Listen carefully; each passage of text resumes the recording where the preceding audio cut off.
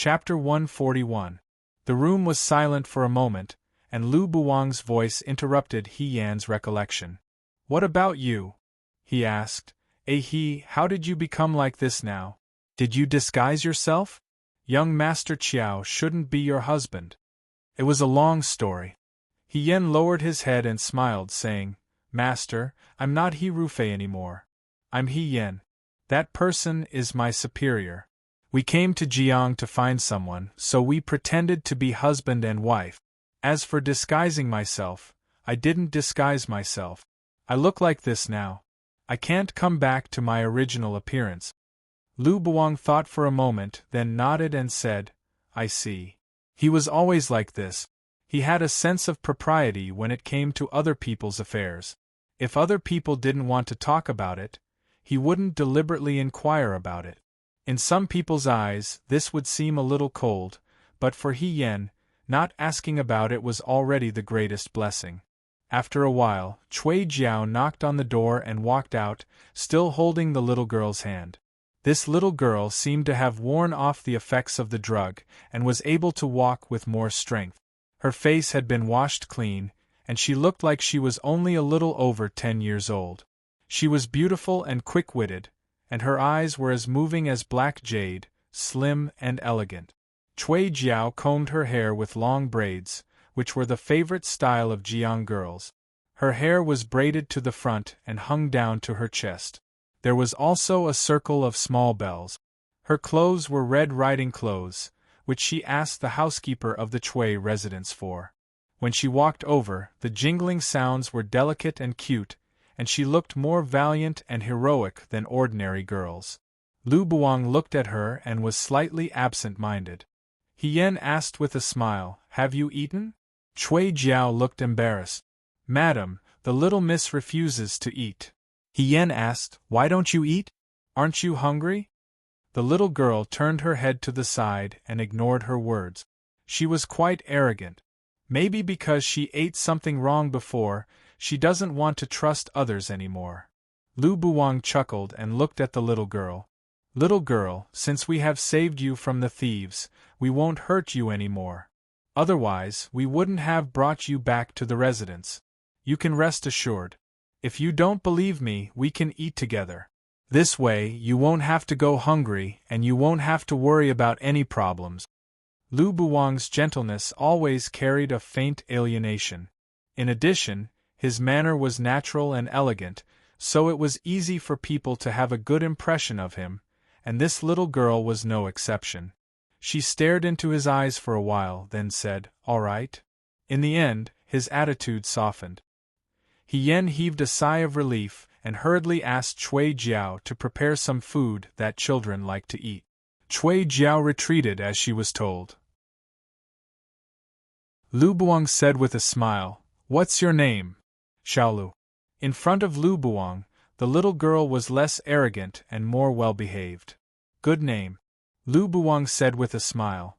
"Which family are you from? How did you get kidnapped?"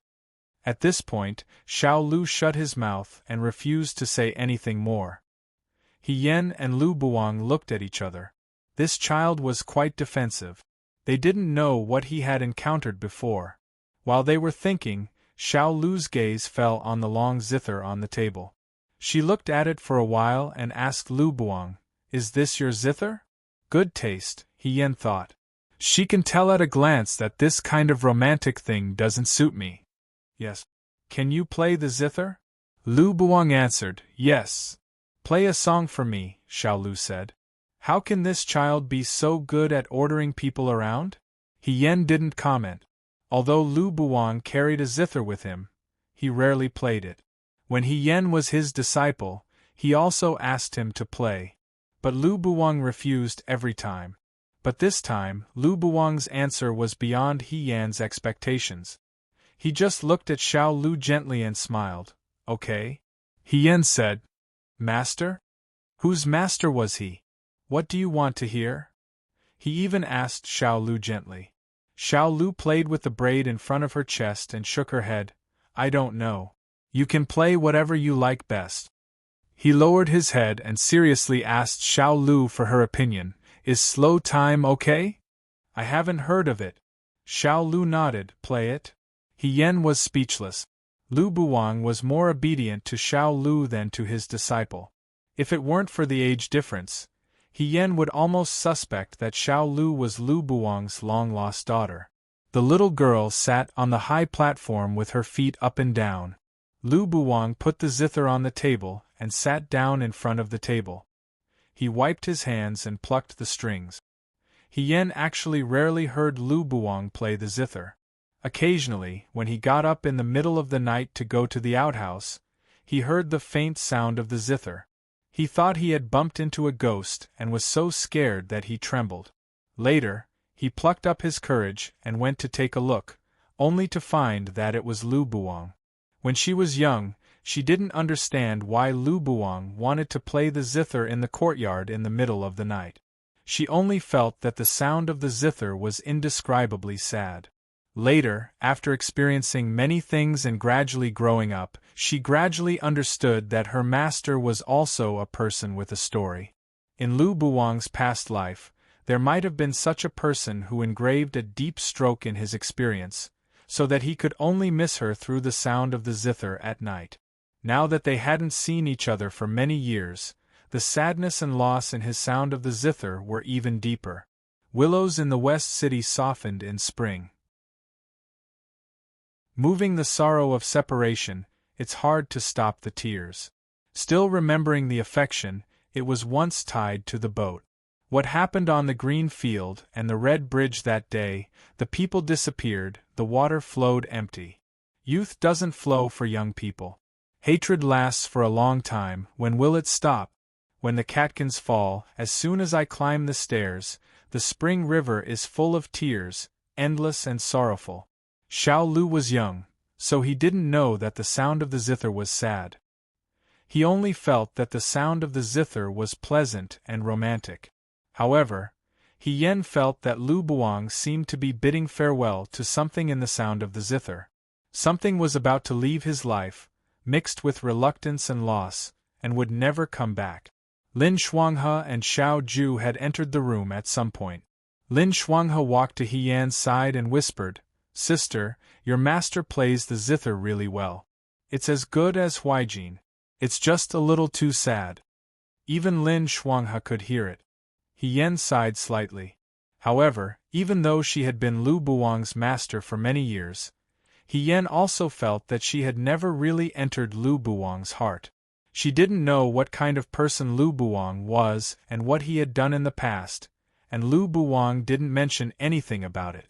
He was like a person who had abandoned the past, but he wasn't serious about the future. He was so casual that he seemed to be able to leave at any time without leaving any traces. After the song "Slow Time" was played, the sound lingered in the room. Xiao Lu looked at him and suddenly clapped. She smiled and said, "I once heard my grandmother play this song, but she didn't play it as well as you. You played it much better. What's your name?" Lu Buang patted her head and said, "You can call me Layman Yunlin. That's too long." Xiao Lu wasn't satisfied with his answer. "Isn't your surname Lu?" Lin Shuanghe agreed with Xiao Lu's words and said, "It's really good. Even in Shuajing, it can be ranked among the top.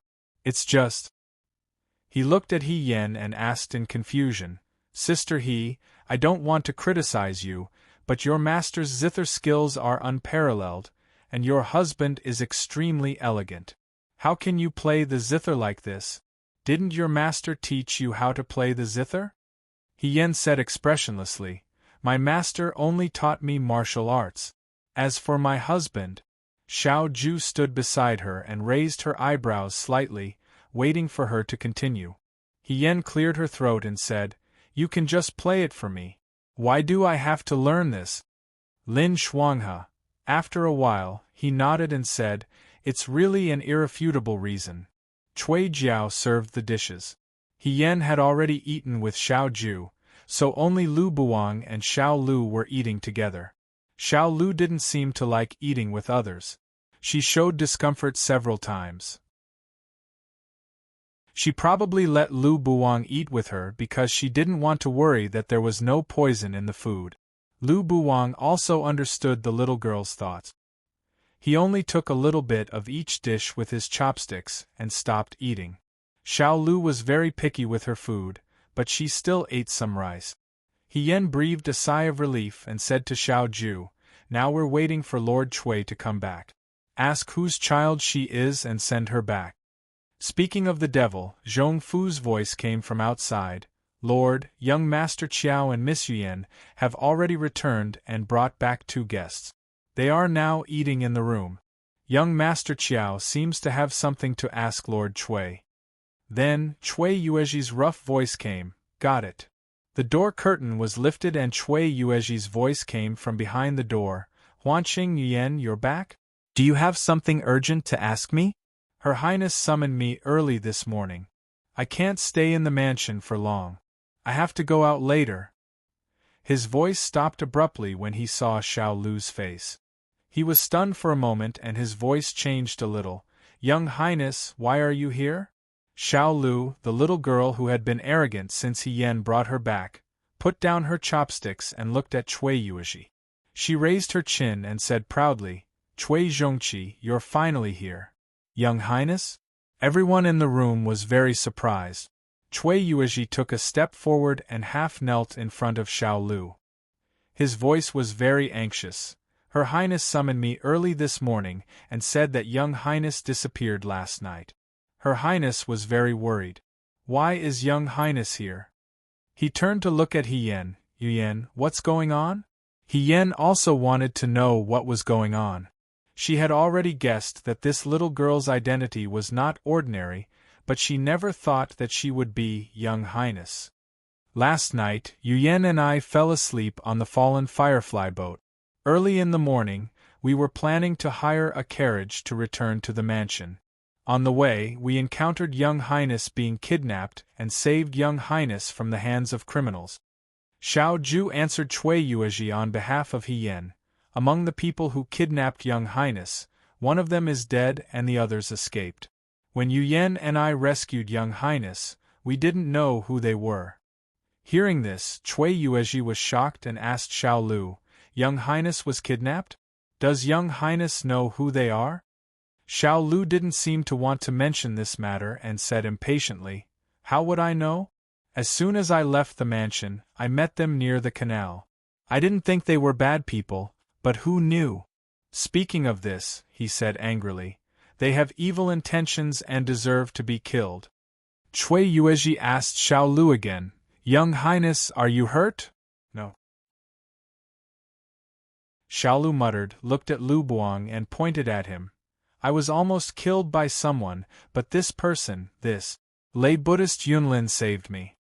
Only then did Cui Yueji see that there was a stranger in the room. Seeing that Lu Buang had an extraordinary bearing, he bowed deeply and said, "Thank you for saving me. May I know your name?" "This is my master Wu," Xiao Ju said lightly. "He taught me martial arts back then. We haven't seen each other for many years and didn't expect to meet each other in Jiang. Uncle can call him Yunlin." It turns out to be Mr. Yunlin. Cui Yu was stunned, and he had a better impression of Lu Buang. He said, "I'm going to the mansion to send His Little Highness back. Mr. Yunlin might as well go with me. If Her Highness knows that Mr. saved His Little Highness's life, she will definitely thank Mr." Lu Buang smiled slightly and said to Cui Yueji, "Yunlin has long been an outsider. Yunlin appreciates your kindness. As for the reward, forget it. When I saved Young Highness, I didn't know that Xiao Lu was Young Highness." This kind of capable person probably had a bit of a proud and aloof temperament, which Cui Yueji could understand. Besides, he was Qiao Huanqing's master. There would be plenty of opportunities to befriend him in the future, so there was no hurry. The most important thing now was to send Mu Xiaolu back to the mansion. Mu Hongjin was about to go crazy. Cui Yueji said to Lu Buang, "In this case, I won't force you." Lu Buang smiled and nodded. "Young Highness, do you still want to eat?" Cui Yueji looked at Mu Xiaolu. "If you're done, follow me back to the mansion. Young Highness will be very happy to see you safe and sound." Mu Xiaolu jumped down from the stool and said, "Got it. Prepare a soft sedan." With that, she was about to go out with Cui Yuezhi. When she passed by Lu Buwang, she stopped and asked unwillingly, "You really don't want to go back with me? Will my grandmother reward you with a lot of gold? You can have whatever you want." Lu Buwang bent down and gently rubbed her hair. "It's fine as long as Young Highness is safe." Cui Yuezhi was a little surprised. Mu Xiaolu had been spoiled by Mu Hongjin since she was a child. She was very picky about others, but she was very close to Lu Buwang. They were both martial artists, and Cui Yuezhi could feel that Lu Buwang's kung fu was not shallow. If this person could stay in the mansion and accompany Young Highness, he could accompany Young Highness and protect Young Highness. But these things had to be discussed after seeing Mu Hongjin. He turned to look at He Yan and Huanqing. "Yu Yan, Huanqing, pack up and immediately follow me to the mansion. You saved Young Highness, so Her Highness must have a lot of questions to ask you. Sooner or later, you will have to go to the mansion. Why don't we do it today?" He Yan and Xiao Ju looked at each other. He Yan said, "Okay, uncle." Cui Yuezhi took Mu Xiaolu out. He Yan said to Lu Buwang, "Master, you stay in the mansion first. If there's anything, wait for us to come back." She was afraid that Lu Buwang would leave without saying goodbye after returning to the mansion, so she told Lin Shuanghe, "Brother Lin, please take care of my master first. Don't let him act alone." Lu Buwang looked at her and smiled helplessly. Lin Shuanghe immediately understood He Yan's meaning and said, "No problem. I guarantee that when you come back, Master Lu will still be like this. Not a single hair is missing." He Yan was relieved. He asked Hongqiao to comb his hair again, changed into clean clothes, and washed up. Then, he followed Xiao Ju out of the Cui mansion. As he walked, he asked Xiao Ju in a low voice, "Commander-in-Chief, why did you say that my master is your master Wu?" She also said, "Layman Yunlin," instead of Lu Buwang. Xiao Ju raised her eyebrows. "Your master seems to be very unwilling to reveal his identity.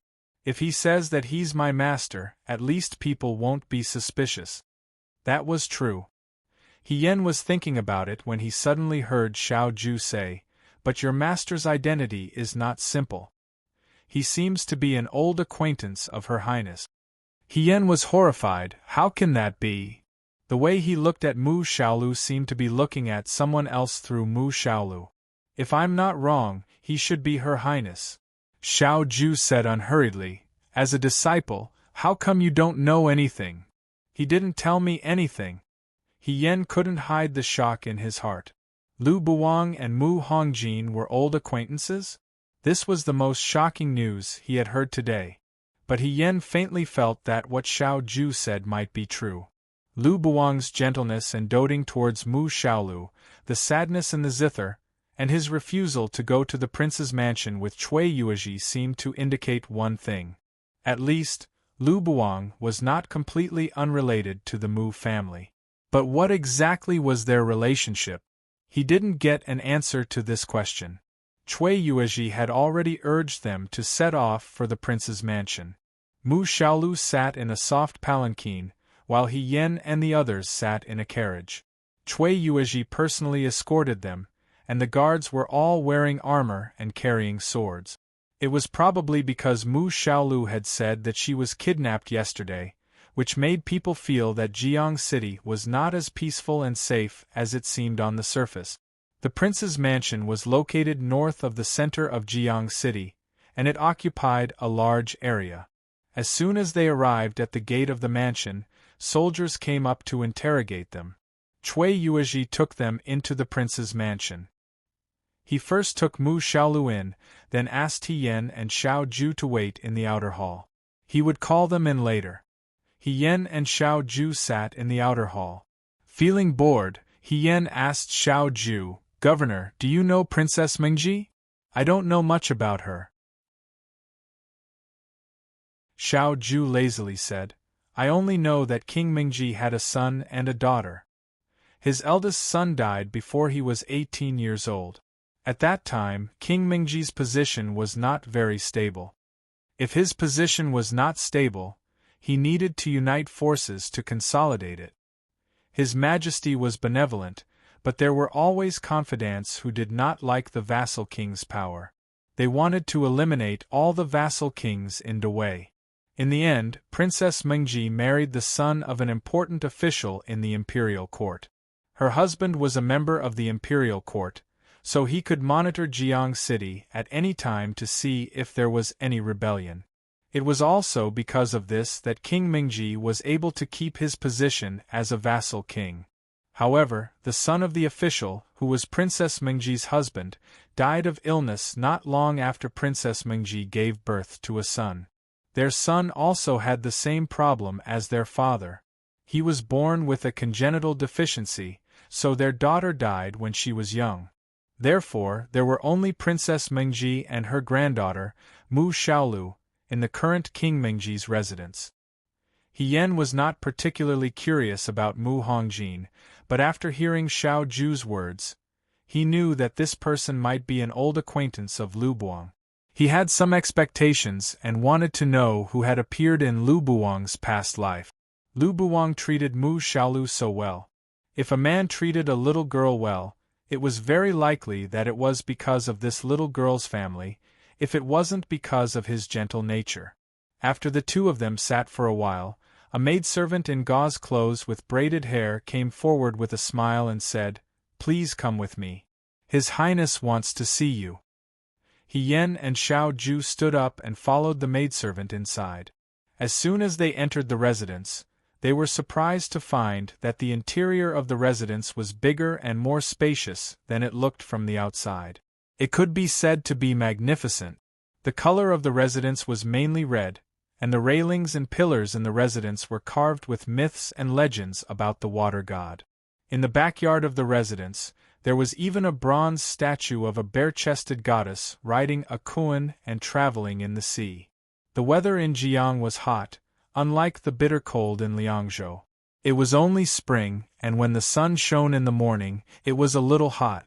Copper basins filled with ice cubes were placed in the four corners of the courtyard, so it didn't feel hot and was cool and pleasant. As for the flowers, plants, and trees, they gave off the same feeling as Jiang City: prosperous, lively, ostentatious, and proud. After passing through the courtyard and the long corridor, the maidservant stopped in front of the King Mingji's residence and said with a smile, "Please come in." He Yan and Xiao Ju stepped in and felt that their eyes suddenly brightened. The main hall was very wide, and there were columns carved with the pattern of the water god in the four corners. Above them, there was a painting of auspicious cloud patterns. The floor was covered with a thin blanket, which was as clear as gauze and decorated with some gold, sparkling. For a moment, He Yan felt that the legendary Dragon Palace was probably like this. It had a kind of wild and mysterious beauty to it. There was a main seat in the hall and side seats, but there was no one on them at the moment. The princess wasn't here? While He Yan was puzzled, he heard footsteps coming from behind the hall. Then, someone walked out from the high seat at the back of the hall.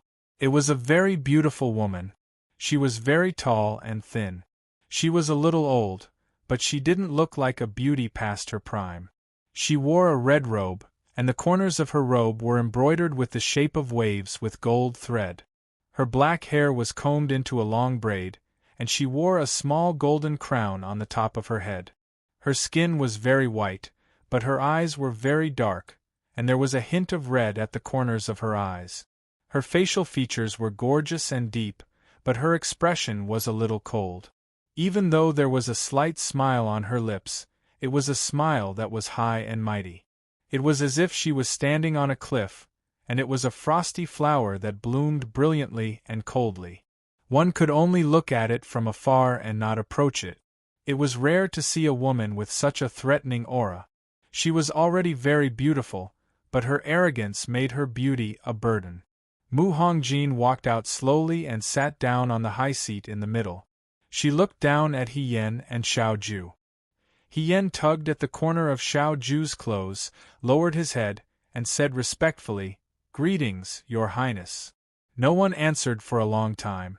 Just when He Yen thought that Mu Hongjin would continue to remain silent, Mu Hongjin spoke. Her voice was also very cold, gorgeous, and unbridled. It seeped into people's hearts. I don't know why the Commander-in-Chief of the Right Corps is so free that he didn't hesitate to disguise himself as someone else to come to Jiang.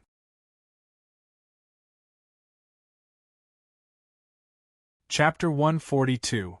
I didn't know why the Commander-in-Chief of the Right Army was so free that he didn't hesitate to disguise himself as someone else to come to Jiang. He Yen thought, have I been discovered? Judging from her tone, she didn't seem to have just discovered me. He looked at Xiao Ju again. She wasn't surprised at all. She just smiled lazily and said, Your Highness, is this how you treat Little Highness's savior? You're denouncing them? They're guilty, Mu Hongjin said coldly. You're not innocent either. You can't have come to Jiang just to see if I'm doing well. It seems that Your Highness is doing well. Xiao Ju raised her eyebrows. But it's not necessarily the case for the other people in Jiang City. Mu Hongjin sat on the high seat and stared at Xiao Ju for a while. Then, she suddenly smiled. With this smile, the cold and unapproachable look just now suddenly melted a lot. She leaned back against the soft cushion and pointed to the guest chair beside her. Sit down. Don't say that I've neglected a guest from afar. He Yen thanked her and sat down with Xiao Ju on the side seat. This was Princess Mengji, Mu Hongjin. He Yen looked at her and felt that she was different from what he had imagined. Before coming to Jiang, He Yan's impression of Princess Mengji was that she was a bit older, kind, dignified, and steady. Later, he guessed that she might be Lu Buwang's old acquaintance, so he thought that she might be a straightforward and righteous person. However, he didn't expect that Mu Hongjin in reality was so beautiful, powerful, domineering, and unrestrained. Your Highness. He Yen hesitated for a moment before asking, When did you find out? Do you think that it's so easy to enter Jiang City, or do you think that I'm just a decoration? You can't even see through this. Mu Hongjin stroked a translucent ruby ring on her finger and said lightly, I've known since the first day you entered the city. That idiot Cui Yueji can't see through it, but it doesn't mean that everyone is as stupid as him. I was waiting to see what you were up to, but since you saved Xiao Lu, I won't beat around the bush with you. She looked at Xiao Ju and said, Tell me, Military Governor Xiao, why did you come to Jiang City? I'm here to find someone. His name is Chai Anshi, Xiao Ju said. He used to be my father's subordinate. After the Battle of Mingshui, he disappeared. I found his whereabouts. He is in Jiang. However, no one has been found yet. As for the Tsuiwei Pavilion, it was burned down half a month ago. The corners of his mouth curled up slightly. Since Your Highness already knows our identities, I would like to ask for Your Highness' help. With Your Highness' help, it shouldn't be difficult to investigate someone in Jiang City. Mu Hongjin's smile faded slightly. Military Governor Xiao couldn't have foreseen this day and planned to use my hands to do things for you, right? Xiao Ju smiled. How dare you? He Yen was secretly speechless. They were in Mu Hongjin's territory now, and they didn't have any soldiers with them. Xiao Ju not only didn't tuck her tail between her legs, but also dared to talk back to Mu Hongjin. Even He Yen felt that her attitude of asking for help was too much, let alone Mu Hongjin. The young man said carelessly, Yudo has infiltrated Jiang City. Your Highness must be very distressed these days. Chai Anshi might have clues about Yudo. Your Highness helping me is helping yourself. Mu Hongjin stared at him. Why should I believe you? You won't lose anything if you believe me. Xiao Ju's voice was calm. It depends on what Your Highness is most worried about. The hall was silent for a moment and slowly, the sound of applause could be heard. Mu Hongjin clapped her hands and stared at Xiao Ju. It was hard to tell whether it was fear or admiration. She said, General Feng Yun really lives up to her reputation. Even if you don't become a general, you can still do a good job as a counselor. Your Highness is overpraising me. Mu Hongjin stood up and said, You're right. Yudo has infiltrated Jiang City. I've been worried about this for a long time. But how can you prove that the person you're looking for knows about Yudo's clues? Jiang City has always been easy to get out but difficult to get in. Chai Anshi has infiltrated Jiang for many years, and Yudo has entered Jiang as if there's no one there. There must be a connection. In your Highness's mansion, there must be someone among the officials of Jiang who colluded with the Yudo to create loopholes in Jiang City. It must be done by one person. Whether it's Chai Anshi or Yudo, they both use the Yudo as an excuse to enter the city. Xiao Ju said calmly, Your Highness wants to clean up the Yudo, but with your Highness's current ability, it's already difficult. Mu Hongjin smiled. Why would I be difficult? Because of Xiao Lu. Mu Hongjin's smile faded. He Yen understood the meaning of Xiao Ju's words. After King Mengji's wife passed away, at least she left behind a son who was able to hold the position of king. However, after her son passed away, she was only left with a granddaughter who was still young.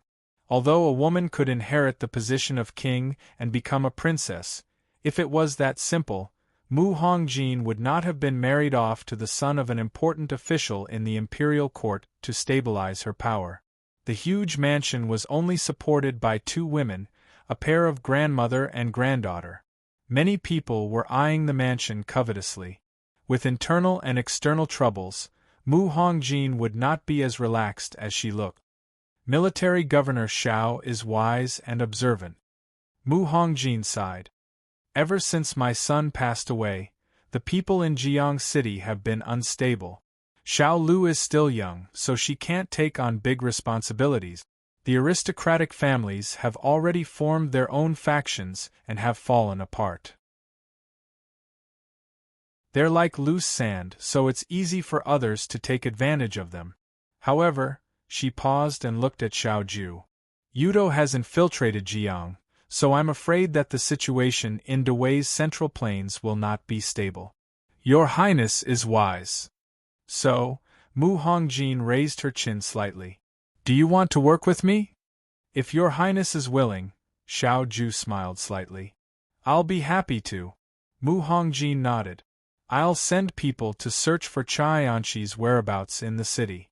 If he's still alive, I promise you that I'll be able to find him no matter where he hides. However, you have to promise me. Her eyes flashed with a hint of cunning. General Fengyun is said to be a godly strategist. You and I will work together to solve the Yudo's predicament in Jiang City. This time, she used I instead of this Highness, which meant that she was putting herself on the same level as Xiao Ju in order to seek cooperation. Xiao Ju nodded. Of course. Since she had already spoken, Mu Hongjin's face was no longer as cold as before. She even showed a friendly smile. Cui Yuezhi asked you to come all the way to the palace and waited in the outer hall for a long time. I'm sure you haven't eaten yet. Since you're here, you should eat before you leave. Xiao Lu will change his clothes so that he can personally thank you. She looked at He Yen again with a hint of interest in her eyes. However, I didn't expect that military governor Xiao would choose a married man to come to Jiang. Is this person your lover? He Yen almost choked on his own saliva. He knew that the people of Jiang were straightforward, but he was still surprised that the princess was so direct. Xiao Ju glanced at her and said lightly, No, she's my subordinate. Subordinate? Mu Hongjin smiled and said, But I heard from Yuezhi that you went to the Water God Festival together yesterday. You even walked across Lover's Bridge for her and rode on the Firefly boat. With military governor Zhao's temperament, he wouldn't be so accommodating to a subordinate. As a subordinate, isn't it a little too bold to make such a request? He Yen pondered in his heart. She was implying that she should restrain herself in the future. After thinking for a while, she bowed and said respectfully, He Yen will listen to your Highness's teachings. He will be careful with his words and actions in the future and will not cause trouble for the governor. Mu Hongjin was stunned for a moment. She looked at Xiao Ju. You really are a subordinate. Xiao Ju was silent for a moment. She said calmly, Your Highness, please don't laugh at my incompetence. It's fine. That's your business. Mu Hongjin stroked her hair and said, I'll go find Cui Yuezhi first and tell him to help you find someone. You two wait here for a moment. After saying that, she stood up from the high seat and slowly disappeared into the back of the hall. He Yen waited for her to leave before he breathed a sigh of relief. He didn't know why, but he always felt that he couldn't be too relaxed in front of Princess Mingji. It was probably because her aura was too strong, making it difficult for people to ignore her. Governor, why did you admit it so quickly just now? He Yen touched Xiao Ju's elbow. You didn't even try to quibble. Xiao Ju sneered. Not everyone is a liar like you. He Yen shrugged and changed the topic. But this Princess Mingji is really good. She discovered us the moment we entered the city. I didn't intend to hide it from him. Xiao Ju said carelessly. Cui Yuezhi can still be perfunctory. How can a woman who can stabilize Jiang City with her own strength be so easy to fool? Yes. He Yen agreed with her words. Women are not easy to fool when they don't act on their emotions. But if they like and trust someone, it would be too easy to be fooled. Xiao Ju glanced at her and said slowly, But some women are not easy to fool, and they like to deceive people. He Yen. She said, What you said is meaningless. Who's deceiving you? As they were talking, a maid from the prince's mansion walked in and said, Please follow me. His Highness invites you to eat in the banquet hall. He Yen and Xiao Ju then walked to the banquet hall. The banquet hall of the prince's mansion was also very big. Although the walls and ceiling were painted with colorful paintings and the floor was covered with bright-colored blankets, because there were very few people at the long tables, it was still a little empty at first. The magnificent emptiness made people feel even more lonely. Mu Hongjin sat on a small couch at the long table and said, Sit. He Yen and Xiao Ju sat down at the table. I don't know what you like to eat, so make yourselves comfortable. Mu Hongjin seemed to be a little tired and leaned against the soft cushion. I asked Cui Yuezhi to go back first. It's not convenient for him to talk here. Cui Yuezhi still did not know Xiao Ju and Xiao Ju's identities, so it was indeed inconvenient for him. The food in the prince's mansion was not much different from the food in the Cui mansion. However, He Yen was not very particular about food. He was happy as long as there was something to eat. He immediately thanked Mu Hongjin and picked up his chopsticks reservedly. He also remembered that the person in front of him was Princess Mingji, so it was not good for him to be presumptuous. Therefore, he ate more politely. Mu Hongjin looked at Xiao Ju. Military Governor Xiao, if the Yudos sneaked into Jiang, what is their motive? Dewey. That one sentence made He Yan's action of drinking the soup stop, and he instantly felt that the delicious food was tasteless. Once the Yudo gains power and attacks Jiang, the first thing they will do is to cut off the water supply of the canal. The cities along the river will be affected by the disaster. There will be no food or money, and the merchants will go on strike. The Central Plains will be in chaos. Then, they will head north, enter the capital, and attack the palace, he said calmly. There is nothing more natural than this. Mu Hongjin was silent for a moment before she said, Military Governor Xiao makes it sound so easy for you to say such a shocking thing. Because it's about to happen. Xiao Ju said, Not now. Early on, during the battle between Father and the southern barbarians at Mingshui, there were already clues. Southern barbarians? This was the first time Mu Hongjin heard of this. She was puzzled. What does it have to do with the southern barbarians? There is a traitor in the imperial court who colluded with the southern barbarians in the past. Unfortunately, the southern barbarians' rebellion was quelled, and the Yudo kingdom was far away. It has been peaceful all these years, and it has been accumulating power in secret. Therefore, he changed his target of cooperation from the southern barbarians to the Yudo kingdom. Jiang is the first city to be used to claim credit. Mu Hongjin placed her hand on her chest and frowned. Jiang has not fought for many years. Allow me to ask. Xiao Ju asked, how many soldiers are there in Jiang now? Less than 20,000. He Yen frowned when he heard this. Less than 20,000 was not a number that could make one feel at ease. After all, there were more than 20,000 Liang province guards. Doesn't military governor Xiao have the southern prefecture soldiers under his command? Mu Hongjin asked. Can the southern prefecture soldiers be transferred to Jiang? It's too late, Xiao Ju said. He Yen and Mu Hongjin were both stunned. Mu Hongjin said coldly, is military governor Xiao exaggerating to scare us? Your Highness already knows the truth. If it wasn't urgent, Xiao Ju's expression was still calm. Your Highness wouldn't have been kidnapped during the Water God Festival. Mu Xiaolu was a part of their plan. However, they coincidentally encountered He Yen and the others, and the plan was disrupted. It could be imagined that if He Yen and the others hadn't appeared that day, and Mu Xiaolu had been successfully kidnapped, there would be two outcomes. The first was that the news of Her Highness' disappearance spread, and the entire Jiang city was in a state of panic. The princess would no longer have an heir, and the people's hearts would be in chaos. The aristocratic families would cause trouble, and the people hiding in the dark would take the opportunity to stir up trouble and directly take the throne. The second was even simpler. They would use Mu Xiaolu as a bargaining chip to negotiate with Mu Hongjin. If Mu Hongjin doted on this granddaughter, she would directly hand over the throne. Then, the other party would be able to take over the entire Jiang city without expending a single soldier. Regardless of the outcome, it was not something that the current Jiang city could bear. You mean? Mu Hongjin asked. Let's prepare for a fierce battle, Xiao Ju replied. This topic was too serious. Everyone in the banquet hall was silent for a moment. At that moment, a crisp voice rang out. Grandmother! It was Mu Xiaolu. Mu Xiaolu had already changed her clothes.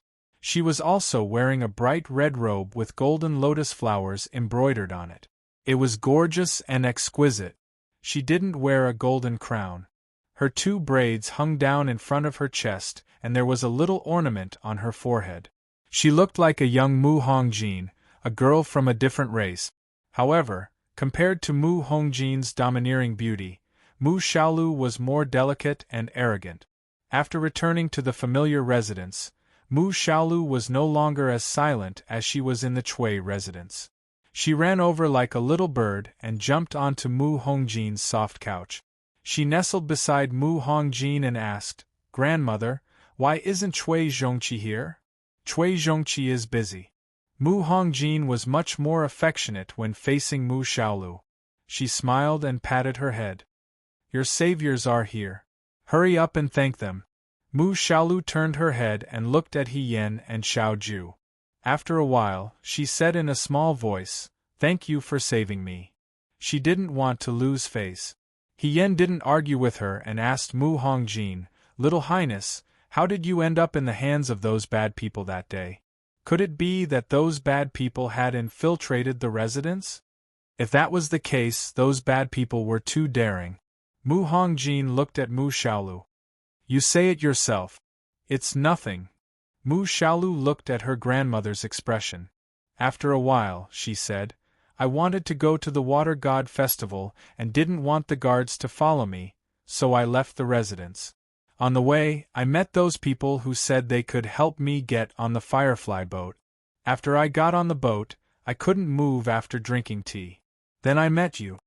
She said it lightly, probably because she was afraid of being scolded by Mu Hongjin. It could be assumed that she had experienced many dangers. However, it was normal for a child of this age to want to play. Mu Hongjin only had this one granddaughter. She was usually very strict, afraid that something would happen to her. It was reasonable for a child to want to go out and play by herself. It was just that her luck wasn't too good and she had been targeted early on. I really have to thank you. Mu Hongjin sighed. If something really happened to Xiaolu, I don't know how to continue living. Your Highness, please don't say that. Little Highness is blessed by the heavens. Even if she didn't meet us, she would have met someone else. She will definitely be safe. Mu Xiaolu heard this and muttered, It wasn't you who saved me in the first place. It was this uncle who saved me. Then, she looked at He Yan. That uncle isn't coming today? When can he come? Go back and tell him that I want to see him. Can he come to the residence to play with me? It was the first time Mu Hongjin had heard of such a person. She asked in confusion, What uncle? It's an uncle who looks like an immortal. Mu Xiaolu became happy and gestured to Mu Hongjin. He's very tall and wears white clothes. He's very strong. When I was caught, he knocked over the knife as soon as he appeared. He has a sword and a chain on his back. Mu Hongjin's expression gradually stiffened. He Yan complained incessantly in his heart. He only hoped that this little ancestor would stop talking and not continue. However, Mu Xiaolu seemed to have a good impression of Lu Buang. Speaking of this, she beamed with joy and wished she could tell Mu Hongjin everything she knew. He also knows how to play the qin. He played the qin for me. It's the song that grandmother often plays. But he plays it much better than you. He said that the song seems to be called Slow Time. Grandmother, why have I never heard you mention the name of this song? Is it really called that? Mu Hongjin looked at Mu Xiaolu and slowly opened her mouth, her voice dry. Since you've seen him, do you know his name? I asked him, Mu Xiaolu replied. He said he's called layperson Yunlin, but I heard them all call that person Master Lu. You should ask him. Mu Xiaolu pointed at Xiaoju. Layperson Yunlin seems to be his master. I heard Cui Zhongqi ask. Mu Hongjin looked at Xiaoju. Is that so? He Yan was so nervous that his palms were sweating. He heard Xiaoju reply, Yes. The banquet hall inexplicably became dull. Mu Hongjin didn't speak and just leaned on the couch. She didn't even notice Mu Xiaolu. Her gaze gradually drifted away, as if she was recalling a distant memory. There was no room for anyone else in her eyes. He Yan thought to himself, from the looks of it, Mu Hongjin and Lu Buang are not only old acquaintances, but also have a deep relationship. After a long time, Mu Hongjin came back to her senses and said indifferently, I know. She didn't say that she wanted to see him again, nor did she ask about Lu Buang. It was as if this person was just a passerby who she had forgotten after hearing his name. Her expression returned to calmness, and for a moment, the gloominess also dissipated. She seemed to have returned to the aloof and unreasonable Royal Highness when they first met. It would be better if she kept asking, but she just let it go. He Yan became suspicious, as if there was a restless cat constantly scratching his heart. Finally, he couldn't help but ask, Are your Highness and layman Yunlin old acquaintances? Xiao Ju glanced at him with a warning look. He Yan didn't care. Lu Buang was also her relative. Now that she could finally catch a glimpse of Lu Buang's past, how could she give up? Besides, Mu Hongjin's expression.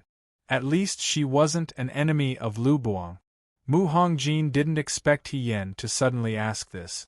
She looked at He Yan, and He Yan looked at her generously. After a while, Mu Hongjin smiled and said, Military Governor Xiao, your subordinate is really bold. Xiao Ju's gaze was clear and indifferent. Your Highness, please forgive me. I haven't said anything yet. You don't have to be so anxious to defend her. Mu Hongjin smiled slightly.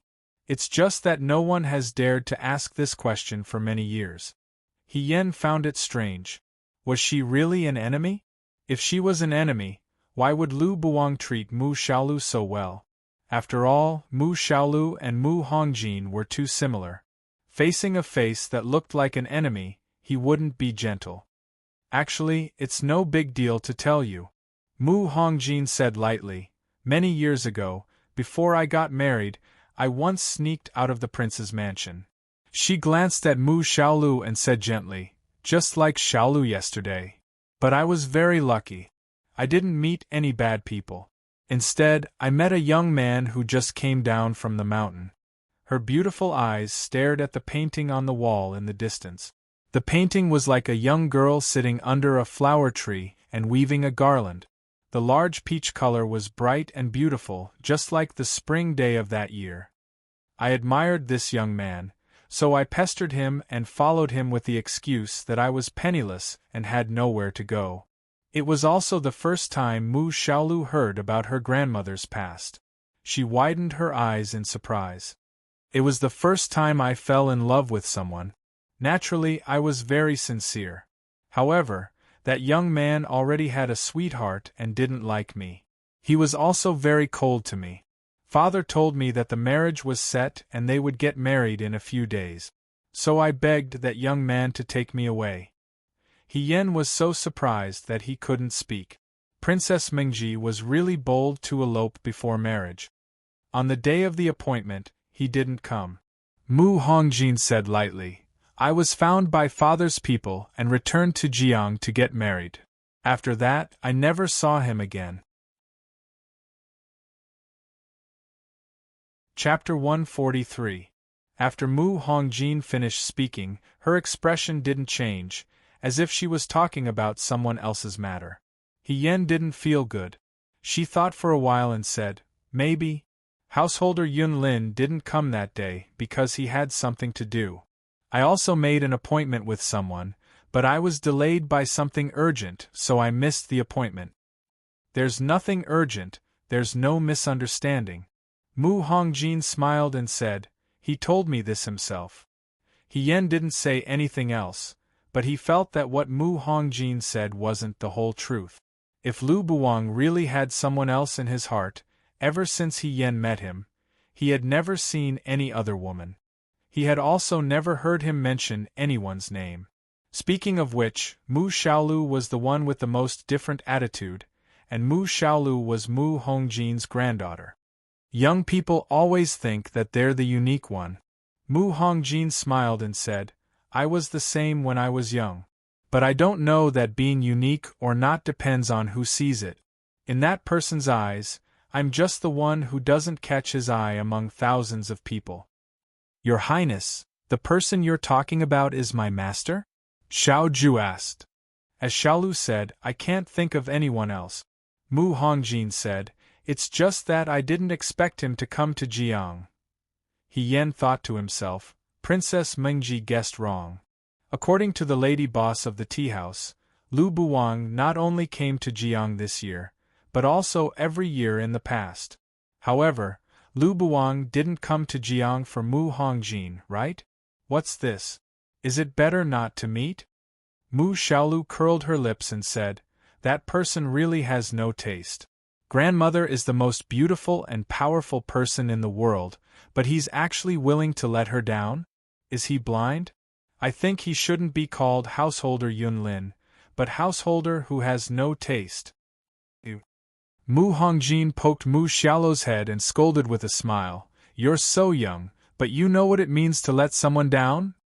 He won grandmother's favor, but not only is he not grateful, but he also doesn't take it seriously. If this isn't letting her down, then what is? Serves him right for not being able to marry grandmother. I don't want my grandfather to be such a person. Mu Xiaolu said angrily. She was a child and spoke without fear. It was probably because when she was born, Mu Hongjin's husband had already passed away. Since she had never met him, she didn't have any feelings for him.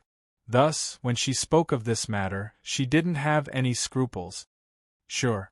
Mu Hongjin smiled and hugged Mu Xiaolu. Then, our Xiaolu's future husband must cherish Xiaolu and never let her down. Of course. He Yen didn't feel good when he saw the happy and harmonious appearance of the grandfather and grandson. There were thousands of different kinds of people in the world, and the number of people who were destined to be together was like the grains of sand in the Ganges River, innumerable. However, if you were misunderstood and couldn't say it out loud, that would probably be the most regrettable kind. Even the precious delicacies couldn't make her happy. After eating with a heavy heart, Xiao Ju and He Yan got up and said goodbye to Mu Hongjin. Mu Hongjin nodded. When she turned to leave, He Yan finally couldn't help but look at Mu Hongjin and ask, "Your Highness, since you already know that your old friend is now living in the Chui mansion, why don't you ask about his current situation and his experiences over the years?" From the beginning until now, ever since she knew that Lu Buwang was the person who saved Mu Xiaolu, Mu Hongjin had played down the past and never mentioned this person again, as if Lu Buwang had nothing to do with her. Mu Hongjin was slightly startled, and then looked at He Yan and said lightly, "That's all in the past.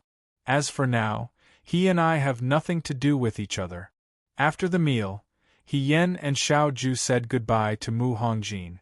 After leaving the mansion, He Yan couldn't help but look back at the vermilion gate of the mansion and said hesitantly, "Your Highness, do you really only treat my master as a stranger now?" Xiao Ju said, "Love is deep and hate is deep. People who have really let go will not deliberately forget something." "What do you mean?" "I mean," he raised the corners of his mouth slightly, "lady, he really doesn't know how to observe people's expressions when it comes to love." Was this a blow to her? He Yan thought, besides, how could he blame her? In her previous life, she didn't have any occasion to carefully figure out other people's thoughts, except for the enemy generals. Besides, women's minds were delicate. If a woman really wanted to hide her feelings, she would definitely not let others see through her. "You speak as if you know very well," she retorted. "A little better than you." He walked forward leisurely, and He Yan hurriedly followed. In the empty hall, the woman in the red robe and golden crown slowly walked up the steps and sat down on the high seat. After Mu Xiaolu finished her meal, she was taken back to her bedroom to rest by a maid. Mu Xiaolu had also received quite a shock yesterday. As a child, she was very tired and sleepy, so Mu Hongjin had someone send her some soup to calm her nerve. Fortunately, Mu Xiaolu was only frightened and not injured. Jiang was plagued by internal and external troubles. Yudo was among them, and the lives of hundreds of thousands of people in the city were in her hands. The current situation really couldn't be considered gratifying. This was originally a mess, but Mu Hongjin actually thought of another name in her heart. Lu Buwang. She really didn't expect that after so many years, she could still hear the name Lu Buwang from other people.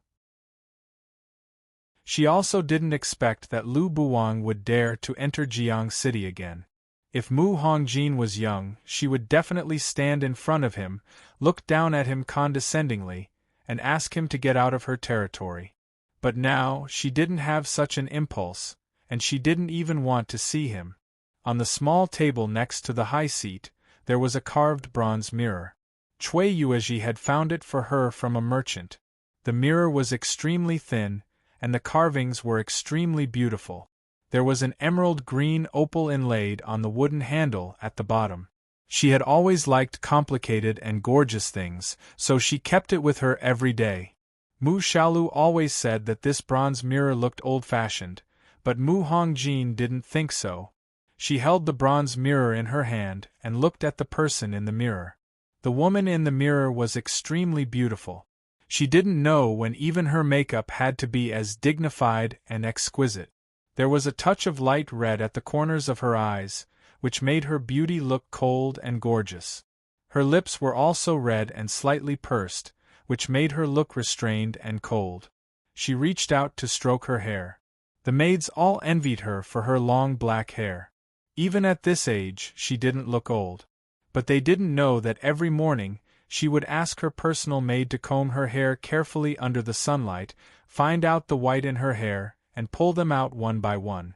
As long as she was still the princess, she would always be young, beautiful, noble, and powerful. She would trample all the restless and restless people under her feet and accept everyone's respectful and sincere gazes. But she was old after all. Mu Hongjin looked at herself in the mirror. Once upon a time, her face was clean and she never put on makeup. Her eyes didn't have the domineering and fierce look now. That girl's eyes were always curved, and when she smiled, she revealed her white teeth. She was brash, hardy, and carefree. Her thoughts flew back to many years ago, so long that she couldn't remember which year it was. At that time, Mu Hongjin wasn't the red-robed and golden-crowned princess. She was the only daughter of King Mengji, the apple of his eye, a 17-year-old girl. The 17-year-old girl was full of imagination about love and the future. When she suddenly learned that her marriage was set and she was going to marry the son of an important court official, her first reaction was fierce resistance. The old King Mengji, her father, looked at her with some guilt, but his tone was undeniably firm. You must marry him to stabilize your position as princess. I don't want to be a princess at all, Mu Hongjin snorted. I don't want to use my marriage to exchange for this position. I'd rather be an ordinary person. Her resistance wasn't taken seriously.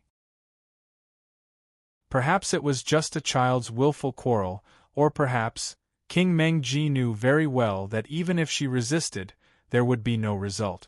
The position of a vassal king was unstable. If he wasn't careful, no one would be able to escape. Mu Hongjin slipped out of the prince's residence late one night. She had a strange temperament and had long yearned for the life of an ordinary person. She took a horse whip, changed her appearance, and left Jiang City that night. The Mu Hongjin of that year was older than the current Mu Xiaolu, and also more intelligent and shrewd. She didn't suffer any losses along the way. She went all the way to the foot of Qian Mountain. Qian Mountain's mountain path was steep. Bystanders said that there was a barren mountain at the top. However, there was a lush peach forest at the foot of the mountain. It was spring and the peach blossoms were bright and full of romance. Mu Hongjin was not far from the peach forest when she encountered a thief. Generally speaking, if a girl who was alone didn't disguise herself, it was very easy to encounter a thief with bad intentions. If the girl was a beautiful girl, it was even more difficult to avoid. There were many stories of heroes saving beauties in dramas, and they all originated from this. Mu Hongjin ran, and when she ran under a peach tree, she accidentally sprained her ankle and had nowhere to hide. The thieves grinned and came forward, like catching a turtle in a jar. If this was in a drama, at this time, the hero who saved the beauty would appear. The hero who saved the beauty did indeed appear. Stop! At this critical moment, someone's voice was heard. It was a clear male voice. Mu Hongjin looked back and saw a young man in white slowly walking over. His long hair was tied up in a bun with a white silk cloth, and he carried a zither on his back. He had delicate features and an otherworldly appearance, as if he didn't care about the secular world. He blocked in front of her. The thieves were stunned at first, but then they laughed. They thought that this young man looked weak and was just trying to stand out, so they quickly told him to get lost. Mu Hongjin also felt some despair. He looked more like a zither player than a hero. However, the young man just stood there calmly and didn't move. The thieves flew into a rage out of humiliation and wanted to make the young man suffer a little. It wasn't until the young man pulled out the long sword at his waist that Mu Hongjin saw clearly that he actually had another sword. The young man in white was indeed a hero, and he was also a kind hero. His swordsmanship was extremely high, but he didn't take those people's lives. He just stopped and beat them until they fled. Only the two of them were left under the peach tree. In the crimson red, Mu Hongjin looked at the other party. The young man's eyes were calm and indifferent, and his robe was spotless. However, she knew that he was not a zither player, but a chivalrous hero. He jumped out of those thrilling dramas and appeared in front of her like a divine soldier descending from the sky. He was the young chivalrous hero who saved her. The panic just now faded away, and she smiled with curved eyebrows and eyes. "Thank you for saving me. My name is Mu Hongjin. What's your name?" The young chivalrous hero seemed to be a little surprised by her sudden cheerfulness. He paused and said, Lu Buwang. The girl from Jiang was cheerful and bold, enthusiastic and forthright.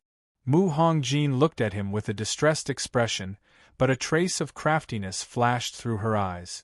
Young chivalrous hero Lu, I sprained my ankle and can't walk anymore. Since you've saved me, I'll help you to the end. Carry me on your back. The person in the bronze mirror smiled slightly, and her gaze gradually became distant. When she recalled the peach blossoms that year, she would unconsciously smile. She didn't hold the bronze mirror tightly and accidentally dropped it on the ground. The sound alarmed the woman on the high seat. She bent down to pick up the bronze mirror and was slightly startled. There was a crack on the smooth surface of the bronze mirror because of the fall just now. It was very slight, and if one didn't look carefully, it wouldn't be discovered. The smile on her lips faded. After a while, she put the mirror aside. After all, it was difficult to repair a broken mirror. When they returned to the Chui residence, it was already evening, and Chui Yuezhi hadn't returned yet. Hien was afraid that Lu Buwang would leave without saying goodbye, so the first thing she did was to look for Lu Buwang. When she found him, she found that Lu Buwang was playing chess with Lin Shuanghe. Both of them liked to wear white clothes. Lin Shuanghe looked like a fine young master in a chaotic world, while Lu Buwang looked like a noble and otherworldly swordsman. Seeing that Hien had returned, Lin Shuanghe said, Young master, madam, you're back. Mr. Lu's chess skills are too good. I, Lu Buwang, have such high chess skills, but I can't even last 10 moves against him. How many rounds has it been? Young master, why don't you play chess with Mr. Lu and help me win a round? Hien silently rolled her eyes in her heart. It wasn't that she was bragging about her master, but there was nothing that Lu Buwang wasn't good at. He was talented in both civil and martial arts. With Lin Shuanghe's mediocre skills, he could deceive girls in brothels, but compared with Lu Buwang, it was simply an insult to Lu Buwang. She walked to Lu Buwang's side and said to Lin Shuanghe, Since you've lost so many rounds, Brother Lin should go back and practice well before the next round. I still have something to talk to my master about. Let's talk about it later. After saying that, she pulled Lu Buwang up and walked into the room. Lin Shuanghe looked at Hien's back, leaned close to Xiao Ju, and asked curiously, Why are you in such a hurry? What's wrong with my sister Xiao Ju said, She went to listen to a story. What story? Lin Shuanghe was puzzled. Did you see the princess in the mansion? How was it? Did she make things difficult for you? Xiao Ju chuckled and didn't answer. She didn't make things difficult for him, but... Hien's gaze fell on the door that was closed by Hien. It was just that this trip was probably an accident for Mu Hongjin, Lu Buwang, and even Hien. Cui Jiao was about to go in with the tea, but was stopped by Xiao Ju. His gaze fell on the teapot on the tea tray, and he said, Change a bowl of brown sugar water, hot. Cui Jiao nodded. Xiao Ju turned around and saw Lin Shuanghe staring at him with a strange gaze. He frowned. What are you looking at? Xiao Huijin. Lin Shuanghe looked at him seriously, waved his fan and said, You're finished. You're sick, he replied indifferently. In the room, Hien pressed Lu Buwang to sit down at the table, and he sat down as well. She had a lot of questions, such as Lu Buwang's previous words about tracking down the Wutua people, as well as Jiang's current actions. However, the first thing she said was, Master, I just came back from the mansion and met Her Highness. Lu Buwang looked at her. Hien hesitated for a moment before saying, Princess Mengji seems to be an old acquaintance of Master. Lu Buwang said, Yes. He admitted it so quickly? She was stunned for a moment. Since he was so frank, did it mean that there was nothing between them?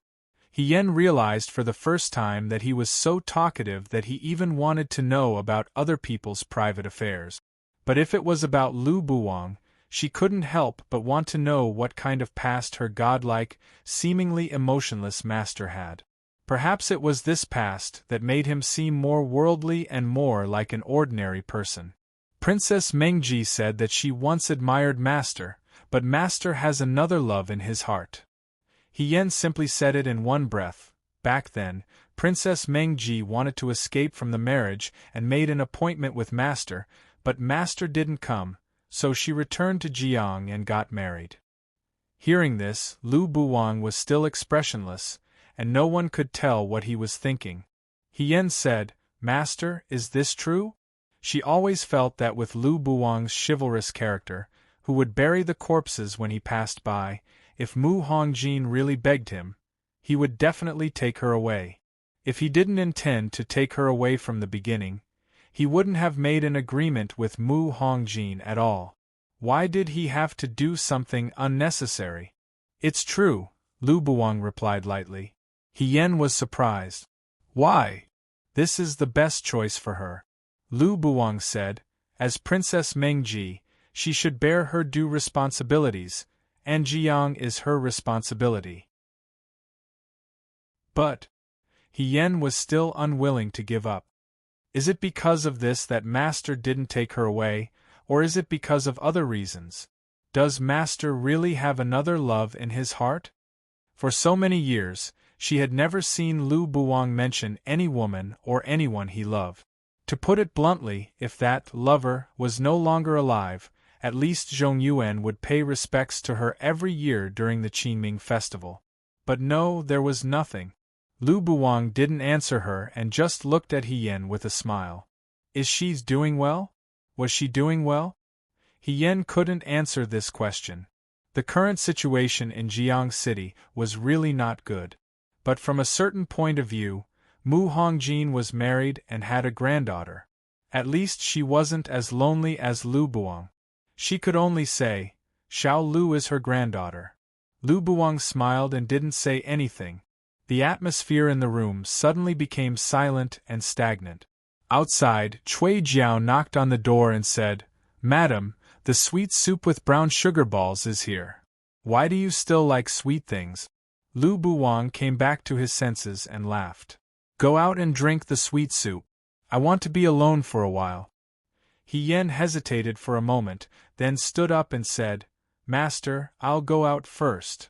She left the room, and the door was closed behind her. The night in Jiang was also warm, not as cold as the north.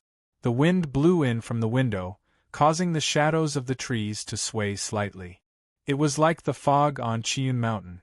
Lu Buwang had no parents.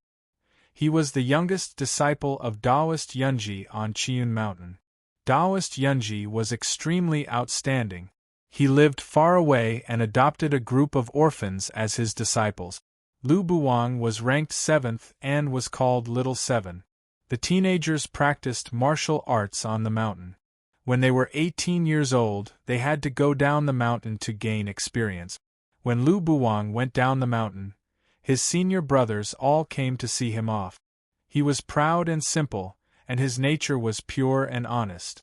Everyone was afraid that he would be deceived at the foot of the mountain.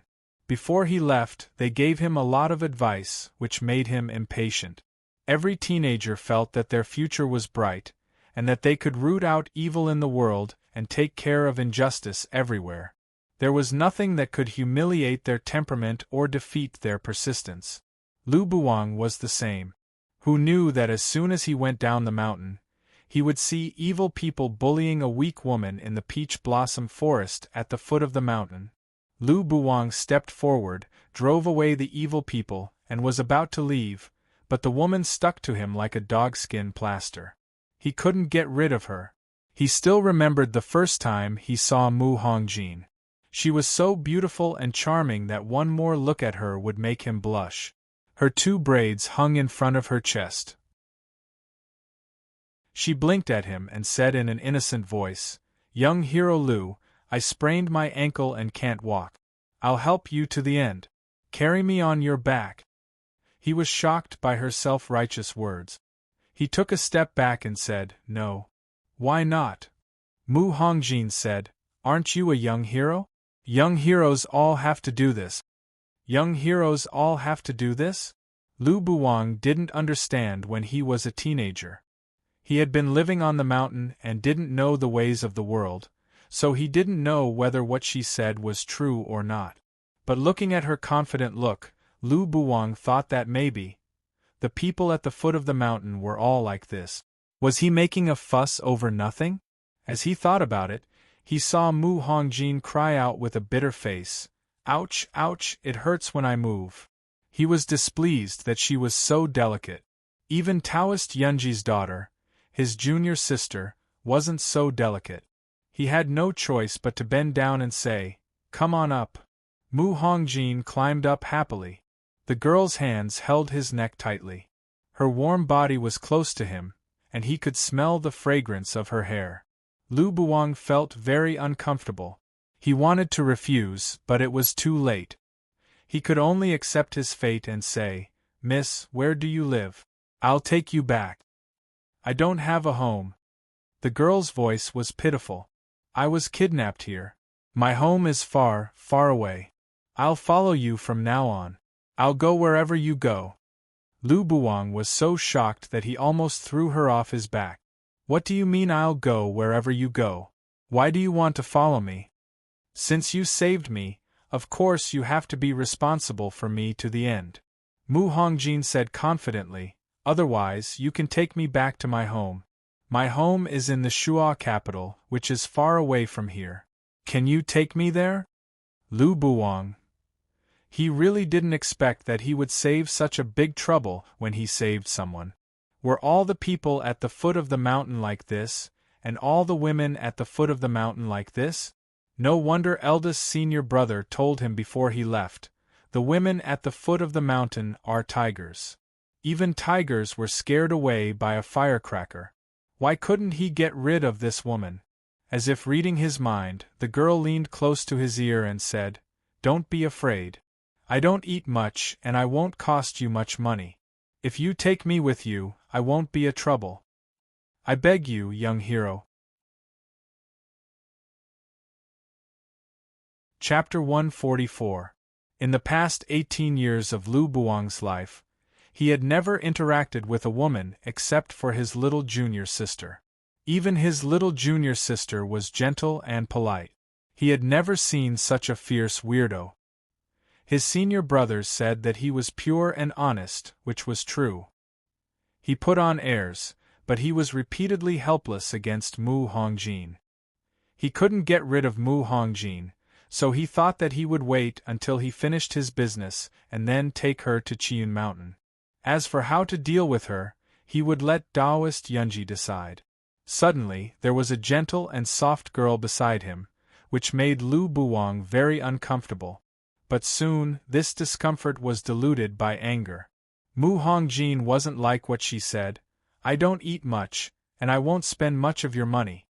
I won't be a problem if you take me with you." Mu Hongjin indeed didn't eat much, but she spent a lot of money. She was too picky. She had to choose the best restaurant to eat, dress beautifully, and live in an inn. Fortunately, she had her own money, which was very rich, so she could afford it. Not only that, but she also shared it with him generously. "Young hero, the roast duck of Wu Fanglu is really delicious. Try some."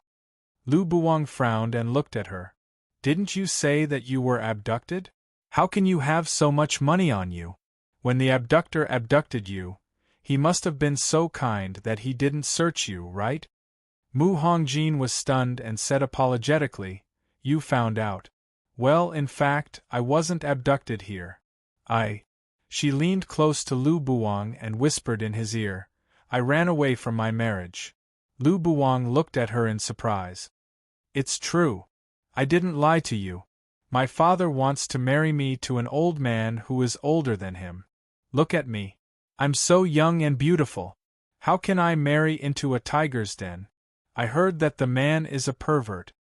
He had married 3 wives before, but they were all tortured to death by him. I had no choice." She pretended to cry and covered her face with her sleeve. "I just didn't want to die so miserably." Lu Buwang was skeptical. "Nonsense. Since you have so much money on you, it can be seen that your family background is not bad. Why did your father marry you to such a person? That person's family background is even bigger than ours. Mu Hongjin said aggrievedly, don't you know that the higher the official's rank, the higher the official's rank? He took a fancy to me and wanted me to be his wife. My father had no choice. But I didn't want to. I escaped in the middle of the night. If they caught me, I would be dead. So, young hero, please don't leave me behind. Lu Buang said angrily, I'm not your husband. She made it sound as if he had abandoned her. They were strangers he had met by chance. If her family really found Mu Hongjin and they wanted to take her away, what reason did he have to stop them? That won't do. Mu Hongjin grabbed his hand. You saved me, so you should be responsible for me. If you leave me behind halfway, I'll die sooner or later. It's better to die now. Come on. She snatched the long sword from Lu Buang's waist and put it on the table. She looked at Lu Buang and said aggressively, It's better to die under your sword than to be tortured by that bastard. Young hero, kill me. There were people coming and going around. When some people saw them like this, they all pointed at them. Lu Buang immediately blushed and said angrily, What nonsense are you talking about? If you don't promise to protect me all the time, I'll always be like this. The young man was instantly overwhelmed. How could there be such an unreasonable woman in the world? However, she had said everything, and he couldn't even refute her. After a while, he was defeated. He gritted his teeth and said, I promise you. Forget it. It would only take more than a month to gain experience at the foot of the mountain. After more than a month, he would take her back to Chiun Mountain. Taoist Yunji had his own way. At that time, no matter how arrogant this woman was, they wouldn't meet again. Hearing this, Mu Hongjin immediately smiled. She suddenly approached him, looked at his face and said, Actually, there is another way. As long as I get married now, that rotten old man won't be able to do anything to me. I see that you're handsome and your swordsmanship is outstanding. You're even better than that person. Why don't you marry me and we'll both be happy? The girl smiled lightly, and her eyes were as moist as a mountain stream, clearly reflecting his figure. The young man in white was startled. He jumped up as if he had been bitten by a snake and reprimanded, Who wants to be happy with you? Mu Hongjin spread out her hands regretfully. That's a pity. That's a pity. Suddenly there was a clang sound beside his hand, and he came back to his senses. He didn't know when his fingertips had accidentally touched the strings on the table, shattering his memories. He was stunned for a moment, and the clear and cunning voice of the girl back then seemed to appear in his mind. She kept calling him, young hero, which made him impatient and upset. After a while, Lu Buang lowered his head and smiled faintly. They were all gone and couldn't be chased. It was just adding to his sadness. Hien also had something on his mind because he met Mu Hongjin in the prince's mansion during the day. That night, he didn't sleep well. He tossed and turned in bed and didn't fall asleep until the middle of the night. Fortunately, he didn't wake up Xiao Ju. Because he slept late at night, he woke up a little later the next day. When he woke up, he didn't see Xiao Ju. Hong Qiao smiled and said, Young master went out early in the morning and told me not to wake madam up. Hien said, Oh, and asked Hong Qiao, did he say where he was going? Hong Qiao shook her head. Hien got up and washed up. After eating, he walked to the courtyard and saw Lu Buang making tea. Lin Shuanghe was sitting on the side and admiring. Master. Hien went over and called. He. Lu Buang smiled and said, Do you want to drink tea? No. Hien waved his hand repeatedly. Lu Buang's skill in making tea looked quite intimidating, but the tea he made had always been very bitter, similar to medicine. Although she wasn't afraid of suffering, she wasn't someone who would ask for it. She immediately said, I'm going out for a walk. You guys continue. Hien smiled and walked away. When she arrived at Jiang, if it wasn't for something, her days would be very boring. If it was in the past, she would have practiced martial arts to strengthen her body on such a good morning and good weather. Unfortunately, she was wearing women's clothes now, so it wasn't convenient for her to do this. She was even more afraid of being exposed. After thinking about it, she could only give up. While she was regretting, Cui Jiao hurried over and said, "Madam, a guest is here." "If there's a guest, then so be it." He Yen was puzzled. What does it have to do with me? She wasn't the owner of the Cui mansion. She was obviously a guest. Even if there was a guest, it wasn't He Yan's turn to welcome her. No. Cui Jiao carefully looked at her face. "You know this guest. She's the daughter of Ling Dianyi from the Dibua Hall. She came to the mansion today and said that she came to have fun with you." He Yan was puzzled. Ling Xiu? Was she very close to Ling Xiu? They didn't even talk much. Their relationship wasn't close enough for them to visit each other, right? "Madam, do you want to go and take a look?" He Yan sighed. She had already come to the house. How could he close the door and not meet her? Forget it. He would just go and meet her for a while and see what she was up to. In the small garden, several young girls were sitting together. They were all dressed up and were beautiful. They were even more beautiful than the spring scenery in the garden. They were chattering and laughing, and their voices were like orioles. Just looking at them was really pleasing to the eye. Concubine Wei stood in the corridor and wrung her handkerchief angrily. She said, "These people are really too much. They're bullying our Yuyan." Second Concubine Wei was putting nail polish on her fingers. The bright red color of the nail polish made her fingers look especially slender and white. "It can't be helped. Who told young Master Qiao to be so handsome? Our Jiang hasn't had such a person for many years. His age is just right. If I were 10 years younger, I would also give it a try." "Try my ass." Concubine Wei was so anxious that she cursed. "Be careful or I'll tell Master." "Good sister, I was just saying. Why did you take it seriously?" Second Concubine Wei laughed. She carefully looked at the nail polish on her fingers under the sunlight. "There are so many wolves chasing after a piece of meat. I'm too lazy to deal with them. Miss Yuan is so pitiful." Third Concubine Wei liked to be sad. She covered her heart with her handkerchief and sighed with a frown. She said with some empathy, "So many people have their eyes on her as soon as she arrived in Jiang. If she continues to stay in Jiang in the future, will her days be good? Although she is young and beautiful now, if other women were to appear in front of young Master Qiao every day, how long would young Master Qiao be able to last? A man's true feelings are too easily changed. They can't withstand a few words from a vixen." "Who are you scolding?" Second Concubine Wei glanced at her. "Do you dare to say that in front of Master?" Third Concubine Wei pretended not to hear her and wiped the tears from the corners of her eyes. Fourth Concubine Wei was the youngest and used to be a street performer. She always laughed heartlessly and asked while eating melon seeds, "That depends on whether young Master Qiao likes his wife or not. I quite like Miss Yuan. She doesn't have the delicate air of a young miss. Last time, she even helped my servant carry the bucket. It was the first time I saw a master helping a servant.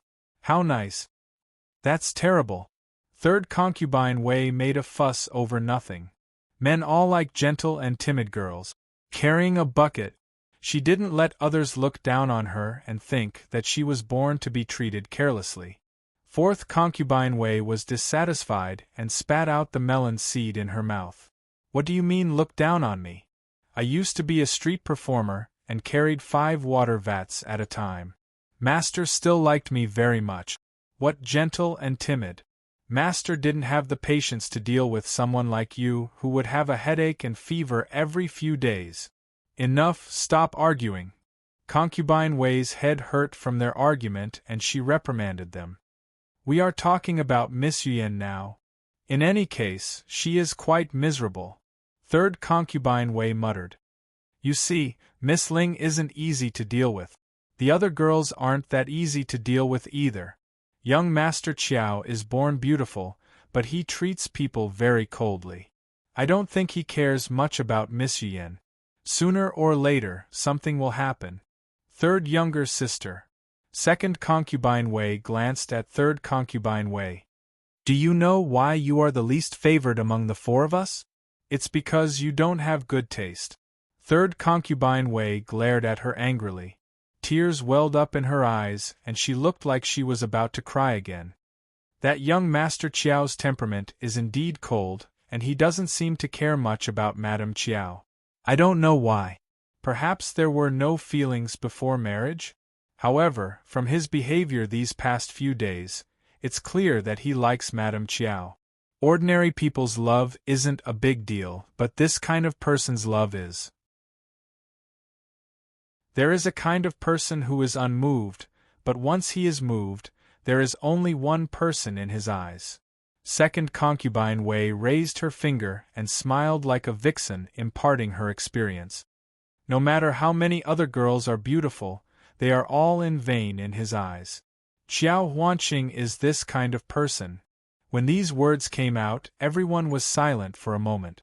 This kind of man was probably what women yearned for. For a moment they were speechless. After a long while, concubine Wei opened her mouth and asked, "Do you mean that we don't have to help?"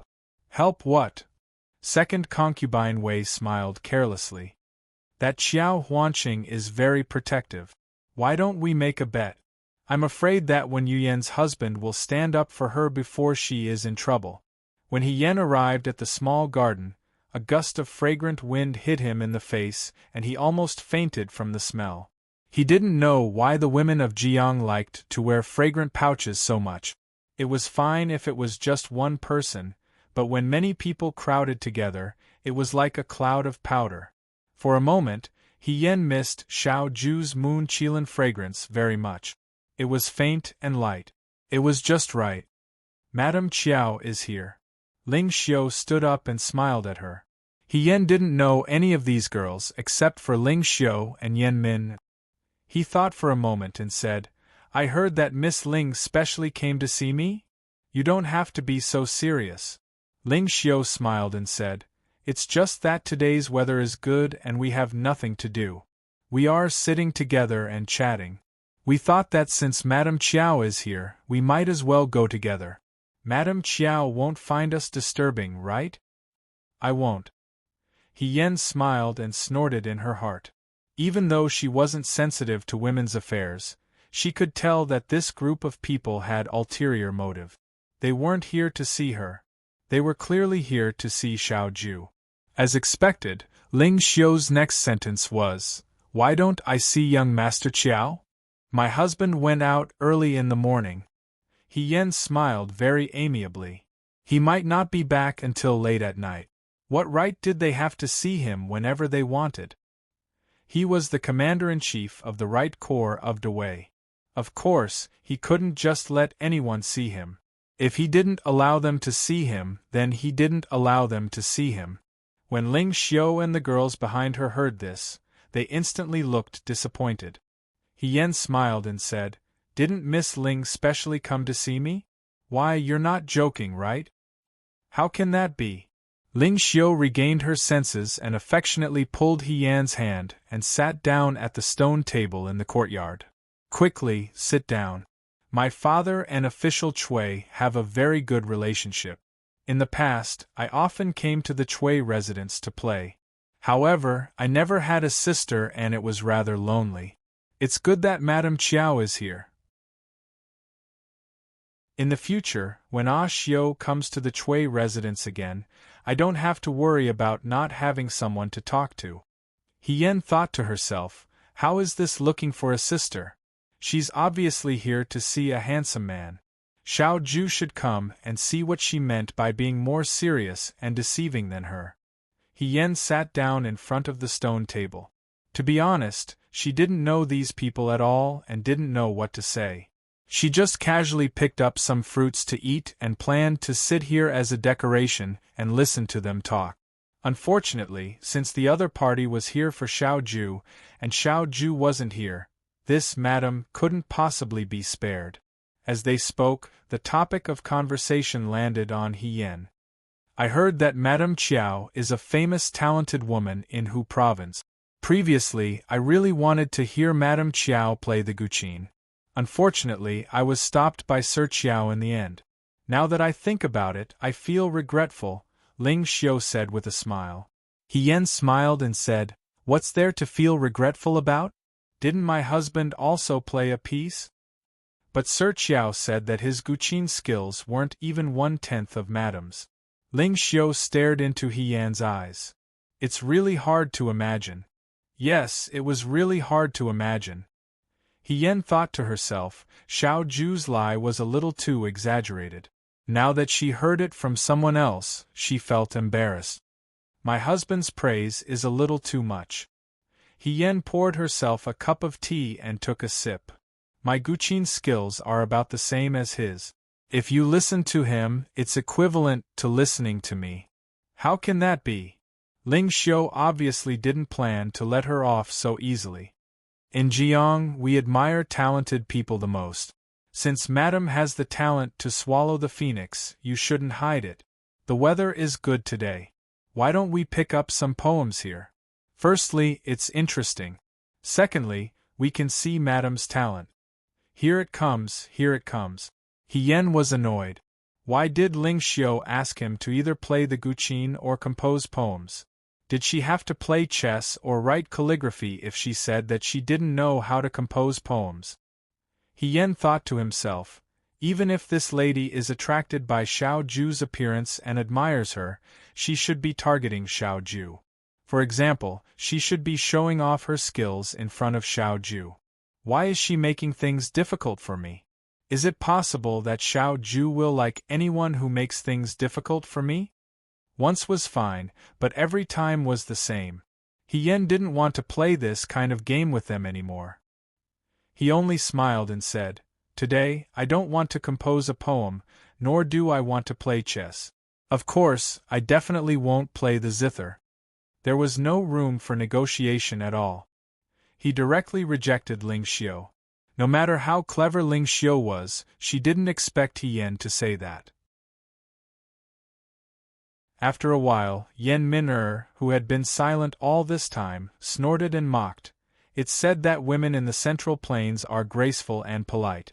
I think Madame Chiao's way of speaking is like our Miss Jiang. Very straightforward. When in Rome, do as the Romans do. He Yan smiled. Madame Chiao, are you looking down on us?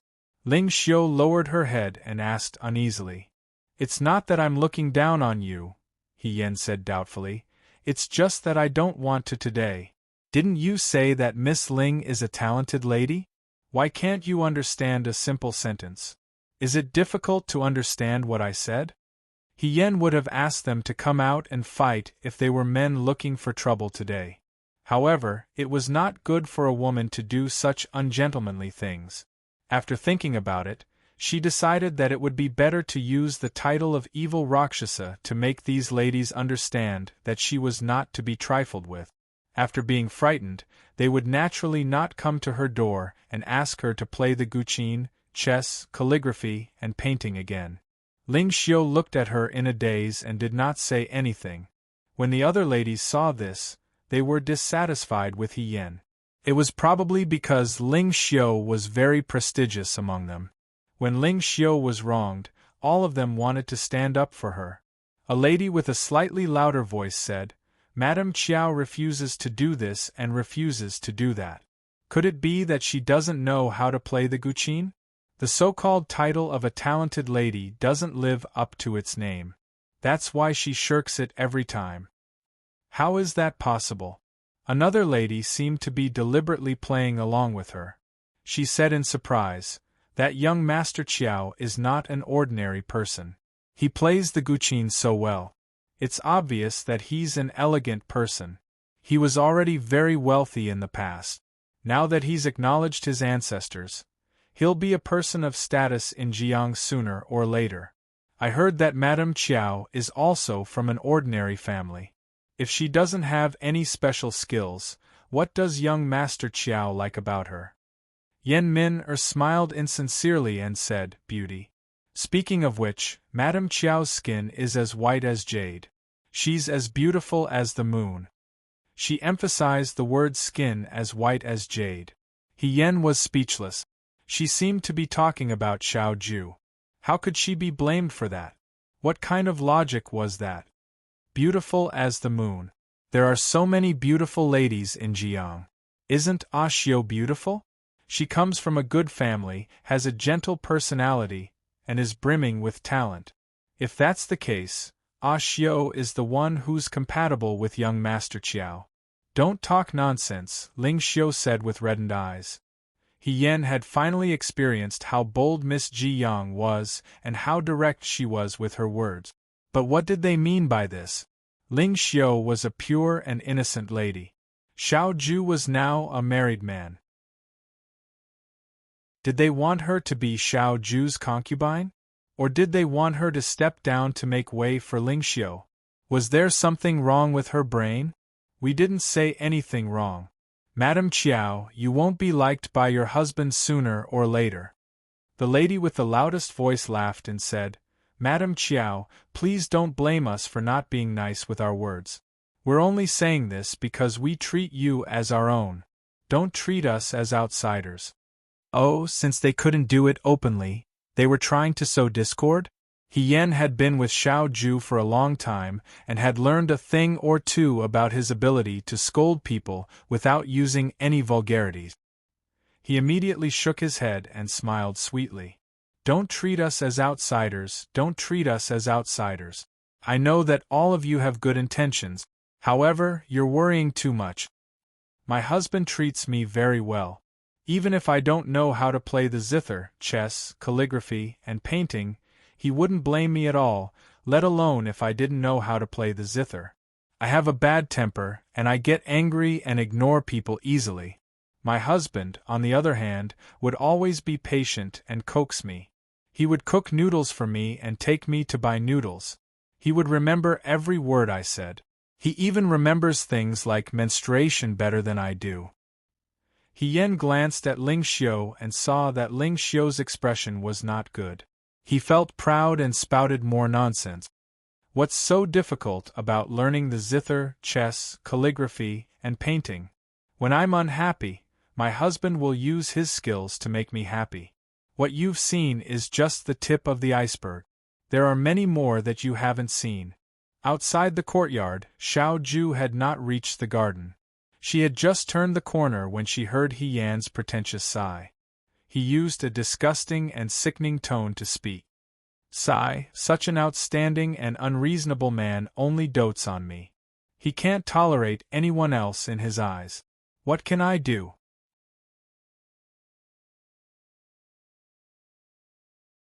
Chapter 145. Fei Nu, who was behind her, was speechless. Xiao Ju felt her eyebrows twitching.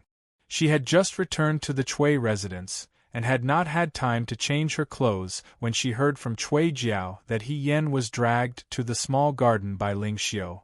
She knew what a woman like Ling Xiao was up to. However, He Yan did not know anything about women. She thought about it and decided to put out the fire first because she was afraid that Ling Xiao would be taken advantage of. Who knew that as soon as she arrived, she would see Ling Xiao so proud of herself and did not seem to be taken advantage of. The other women were so angry that their faces turned green. She wasn't too stupid. Xiao Ju was both angry and amused, so she didn't go forward. She simply stood at the corner of the garden and looked at her coldly. She wanted to hear what other shocking crazy things this person could say. On the other side, Second Yin Yang showed a knowing smile. She pointed at the figure at the corner of the garden and said, Look, someone is here to protect her. It's true. Fourth Yin Yang clenched her fists and said, Second sister, you are so good at judging people. I admire you. It's hard to say who he will help. Third Yin Yang was not satisfied with her wrong judgment and said, What if Qiao Gongzi sees Ling Xiao's beauty and changes sides? Yin Yang Wei frowned and said, If you don't know how to speak, then don't speak. Second Yin Yang laughed in schadenfreude. On the other side, He Yan was still speaking with assurance. That's why I said to my sisters, You must learn the 4 arts of zither, chess, calligraphy, and painting. However, you must learn them to make yourself happy. If you only want to make a man like you, then you should learn how to control your husband. Before I was married, I was also very fond of romance. However, after I got married, I felt that everything was just fleeting clouds in the valley. Only the trick of controlling a husband is truly powerful. Really? This group of girls was not too old. Although they were a little annoying at times, they were not so scheming. Since they could write their thoughts on their faces, they were naturally not scheming. One of the girls asked, "Then tell us, what is your secret to controlling your husband?" Hien coughed and said seriously, "I am ashamed to say that I do not know what my technique of controlling my husband is. Back then, I only met my husband once at the Lantern Festival. I didn't even know him. The next day, he came to propose marriage and said that he would marry no one but me. Actually, I didn't want to get married so early, but he was so infatuated that he told me he wouldn't marry anyone but me. If I didn't agree to marry him, he would commit suicide by jumping into the river. I thought that since it was a human life, I might as well do a good deed. Moreover, you also know a saying, 'A strong woman is afraid of a pestering man.' He kept pestering me, so I married him. I've thought about it. There's only one trick to controlling a husband. First of all, you have to have a face that can make people infatuated at first sight and want to marry no one else but you." She combed her long hair that hung in front of her chest and said somewhat embarrassedly, "Of course, this is not something that everyone can do. Secondly, you must like him less than he likes you. Men and women were generally evenly matched. In small matters, there would always be someone who had the upper hand and someone who was at a disadvantage. This is just like fighting a war. It's not a good thing to always place too much importance on your lover. If you treat yourself well, there will naturally be someone who will love you." Hien made up such nonsense that she almost believed herself. "I've never fawned on my husband, but he doted on me like a pearl or a treasure. This is the result." Thirdly, Hien said in her heart, "I can't make up the third one." She smiled slightly. "Good people are rare. Everyone has to open their eyes and look carefully. Rather than staring at someone else's, it's better to open your eyes and raise a new one." Fei Nu secretly glanced at her master. Second young master Xiao was leaning against the wall. His smile was slightly cold and his eyes were filled with ridicule. Fei Nu thought, "This lady he said something about a strong woman being afraid of a pestering man. Their young master is a pestering man? And he kept pestering her? He really knew how to flatter himself." Second Inyang stopped cracking melon seeds and stared at Hien. She said in surprise, "So it was me who made a mistake? I thought he was someone who didn't know about the inner courtyard. I didn't expect him to be an expert. Wonderful." Although I don't quite understand what she said, Fourth Inyang scratched her head, "It sounds very impressive." Hien's heart calmed down a little. He felt that since he was reborn, he had seen a lot of the world with Xiao Ju. He had even learned a lot about talking to people and talking to ghosts. Of course, this nonsense right now was enough to scare these little girls into a daze.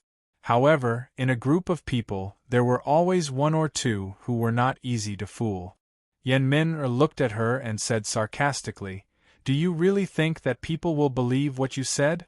Young Master Qiao dotes on someone? And pesters you? Does young Master Qiao look like this kind of person?" When she said this, the few young ladies who were still in a daze recalled Xiao Huanqing's cold appearance and immediately became clear-headed. No matter how they looked at it, Xiao Huanqing didn't look like the kind of person who would pester Wen Yuyan. "You must be lying," the loud-voiced young lady said. "I'm not." Hien was very sincere. "Our relationship as husband and wife is very good, so good that it's beyond your imagination. Just a few days ago, during the Water God Festival, we even walked on Lover's Bridge. I'm afraid of heights and didn't want to go at first. However, when my husband heard that people who cross the bridge together will not be separated for the rest of their lives, he forcefully carried me over.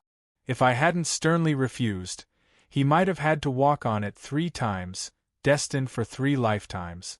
Xiao Ju. He couldn't bear to continue listening. He only felt that it was inconceivable. How could there be such a person in the world who could tell such a lie without blushing or panting? She was so serious that it made one's hair stand on end. What's wrong with that?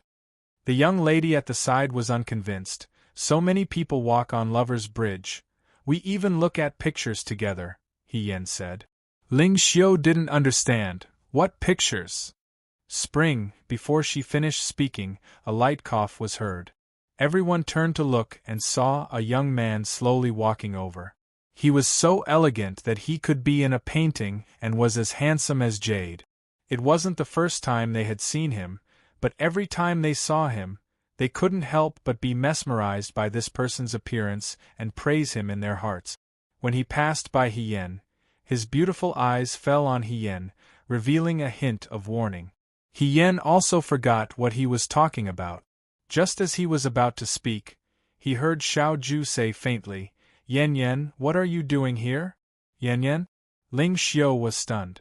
It wasn't uncommon for couples to call each other Xiao, but it was always done in private, in front of everyone, unless their love was so strong that they didn't have any taboos. He Yan's breath was stuck in his chest and he didn't know what to say. Although he knew that Xiao Ju was calling Wen Yuyan's Yan Yan, it was such a coincidence that she also had a Yan. Thinking about it this way, he seemed to be calling her Yan Yan. She replied blankly, "Just drinking tea and chatting." Xiao Ju nodded and stared at her with a pair of sparkling black eyes. He smiled slightly and said in a gentle voice that made her heart tremble, "Can you accompany me back to the room to sit?" "Sit for what?" He Yan was extremely unaccustomed to him speaking like this. She only felt that the surrounding gazes were like knives, so flying towards her. It was really depressing. Just now, she was here bragging about how favored she was, but in return, she only got a liar. Moreover, Xiao Ju didn't say much. He only put a gentle gaze on her, and she received so many jealous gazes. Who wouldn't say that second young master Xiao was amazing? "Play the zither with me." The young man's face was as beautiful as jade and his eyes were as bright as the stars. His hair was soft and cold, and it hung on his shoulders. He reached out and gently rubbed He Yan's hair. He really doted on her. The people around them wanted to push He Yan away and stuff their heads under the young man's hand. "Oh, okay." He Yan composed herself and stood up. When she looked up again, she also had a shy expression. "Sisters, I'm sorry. My husband wants me to go back and play the zither with him." She sighed again and said with annoyance, "It's true that a fierce woman is afraid of a pestering man." He Yan turned around and leisurely walked away with Xiao Ju. The people behind them looked at each other. After a while, Ling Xiu flung her handkerchief, gritted her teeth and wiped her face. Yan Min was startled. "What's wrong?" Ling Xiu was so angry that she cried. The plate of melon seeds was empty. Fourth concubine clapped her hands and said with dissatisfaction, "That's it. If you want to watch, go find a book." Concubine Wei rebuked, "Do you think young Master Qiao is here for you to watch a show? Don't say, this is much better than the show in the lovesickness class." Second concubine rested her chin on one hand, watching from afar, when young Master Qiao protected his wife. It was quite moving. Watching it made me want to. "What are you thinking?" Concubine Wei said, "Don't cause trouble for me." "Good sister, I'm just saying." Second concubine smiled flirtatiously. "At our age, even if we want to spend time with someone under the moonlight, there's no one to support us." Third concubine did not say any sour words, only muttering, "Madame Qiao's luck is quite good to find such a husband. With this brain of yours, why do you only think that young Master Qiao is not bad?" Fourth concubine rolled her eyes. I think that Madame Chiao is also an interesting person. If you were surrounded like that just now, you would have cried and jumped into the river. Look at her, what is called 4 tails of force against 1,000 caddies. The art of controlling a husband is not simple. You should learn more, third sister. At this moment, He Yen, who had the enviable art of controlling a husband, was on the way back to the courtyard with Xiao Ju. On the way back, He Yen did not dare to breathe loudly, nor did he raise his head to look at Xiao Ju. He did not say a single word. Without a doubt, since this person had appeared at that time, it was obvious that this person had not just arrived. It was possible that this person had been standing behind for a long time. The words that she had said to smear Xiao Ju's reputation had most likely been heard by Xiao Ju. It was all the fault of that group of girls who were too talkative. They were so noisy that she did not hear Xiao Ju's footsteps. She did not know what Xiao Ju was thinking right now, but she knew that he must be very angry. What should she do to appease his anger when she returned? Apologizing before he gets angry? Just as she was thinking, the courtyard was already in front of her. On the way back, He Yen and Xiao Ju saw Lin Shuanghe standing in the courtyard, talking to a servant girl. Lin Shuanghe, this lecher, said something to his new servant girl, which made her blush and laugh. When he raised his eyes, he saw that He Yen and Xiao Ju had returned. Lin Shuanghe greeted them. "Young master, young mistress is back? Where did you go?" He Yen replied awkwardly, "I drank some tea. Let's talk about it later." She followed Xiao Ju back to the room. As soon as she entered the room, she bumped into Xiao Ju and almost fell into his arms. Xiao Ju looked at her indifferently, reached over her body, and closed the door behind her. "He Yen, sit." He turned around and sat down at the table. His calm tone made He Yen feel that he was denouncing him. He Yen quickly sat down in front of him. "Why aren't you saying anything?" Xiao Ju raised his eyebrows and looked at her with a faint smile. "Weren't you very talkative just now, fierce girl?" He Yen was shocked. "So he heard it," she said. "Commander-in-Chief, you know that they come to find trouble with me every few days. I can't stand it, so it's just a temporary solution. Can I ask, when did you arrive, and how much did you hear of what I said?" Xiao Ju sneered. "What's the difference?" "The difference is in the content of my apology." Xiao Ju stared at her for a while, then said, "Lady He, do you not care about your own reputation, or do you not care about my reputation?" "I'm sorry." He Yen apologized sincerely, "but I think, now that we are young Master Chiao and Miss Wen, it should be fine to make our relationship more intimate. After all, it's normal for husband and wife to be intimate." Xiao Ju couldn't take it anymore. "Are you talking about intimacy? Isn't it? If I didn't come over just now, what were you going to say? What did you and I look at?" He was well educated and couldn't bring himself to say those 2 words. However, He Yen was obviously not as particular as him. He said straightforwardly, "You're talking about the spring map." Xiao Ju pinched her forehead. "You don't have to say it so loudly."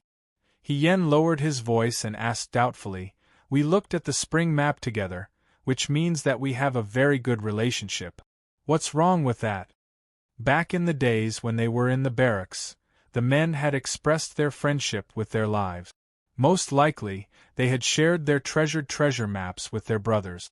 If they didn't have a good relationship, they wouldn't lend it to them even if they begged. It was even more so between husband and wife. When 2 people looked at the spring map together, it was like they were glued to each other. Xiao Ju's face darkened. He asked slowly, "Who told you that looking at the spring map together means that we have a good relationship? What kind of person was this?" He Sui taught his daughter how to say such things. She didn't even know what to say and what not to say. Did she know that if he didn't appear today and stop her from saying what she was going to say next, what she said would be enough to shock everyone in Jiang City? He Yen suddenly stopped talking. "That's what I think." Also, after you looked at the spring map, you said that we had a good relationship. There wasn't any estrangement because of it, right? When did I look at it? Xiao Ju's face turned pale. You looked at it at that time, He Yan insisted. It's still a look. We've already looked at it together. He was slightly annoyed. I didn't look at it. You did. I didn't. Forget it, He Yan said. If you say you didn't, then don't. Xiao Ju felt a headache coming on. She was the one who was talking nonsense. Why did it seem like she was the one who was being unreasonable? You're talking nonsense. It's fine if you don't take our reputations seriously, but you'll also ruin Xiao Huanqing and Wen Yuyan's reputations. He sneered slightly. He Yan thought for a moment and said, I understand. I won't tell anyone that we looked at the spring map together. I didn't look at it with you, Xiao Ju emphasized again. Then can I look at it myself? He Yan was puzzled. Why was Xiao Ju still brooding over this matter? You're not allowed to look at it yourself. He raised his eyebrows and warned coldly, Do you know what you said just now? You're a fierce woman. He Yan coughed and choked on his own words. She pleaded softly, Commander-in-Chief, don't call me a fierce woman. It sounds like you're scolding me. Xiao Ju said with a faint smile, But I saw that you were quite happy when you said that I would marry no one else but you. If I couldn't marry you, I would jump into the river. Lady, he isn't tall, but I didn't expect you to have so many tricks up your sleeve. Isn't that to prove that your heart is as firm as a rock? He Yan said helplessly, I just wanted them to give up. Otherwise, they would come to find trouble with me every few days. Who could stand that? You can use your beauty to commit crimes. The unlucky one is me. Commander-in-Chief, you have to have some sympathy. I don't have any sympathy? Xiao Ju was so angry that she laughed.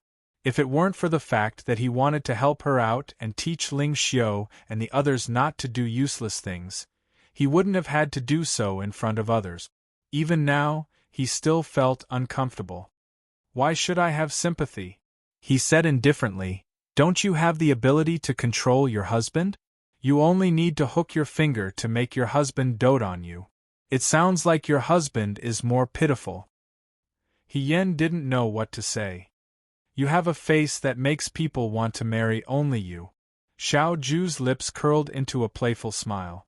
She stared into her eyes and said slowly, He loves you like a jewel and a treasure, but you don't love him as much as he loves you. You pester him, but he doesn't change his infatuation and insists on being with you for 3 lifetimes. Fierce woman, aren't you a little too heartless? He Yan had goosebumps when he heard her call him a fierce woman. She quickly moved the stool closer to Xiao Ju and grabbed his arm. She said righteously, That's right. Our commander-in-chief is such a beautiful person. How can she be the one who pesters him? Other than you, no one else has the right to be called a fierce woman. If you want to be with someone for 3 lifetimes, don't even mention crossing a bridge. You can even cross a mountain of swords. No one can be heartless to you, no one. That's not what you said just now. He said slowly. What I said just now was a lie. I'm speaking the truth now.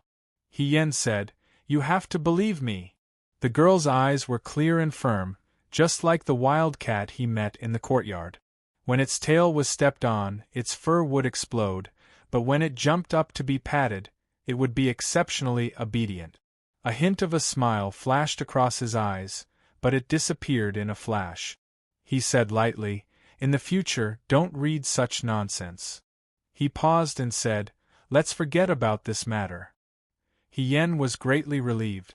This person was really not easy to fool. All he did was make him sound a little less cold, and he got so angry. It seemed that second young master Xiao really cared about his image in other people's eyes. He Yan thought about it and said, Commander-in-Chief, don't just look at these things.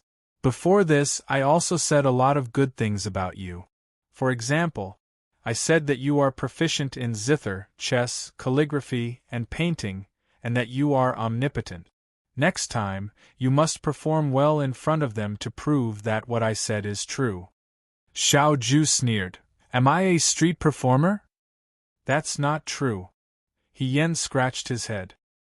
He thought for a while and said to Xiao Ju, but next time, if something like this happens again, and there are still people who don't know how to read the situation and come looking for trouble, Commander-in-Chief, you must cooperate with me and show that we are a loving couple.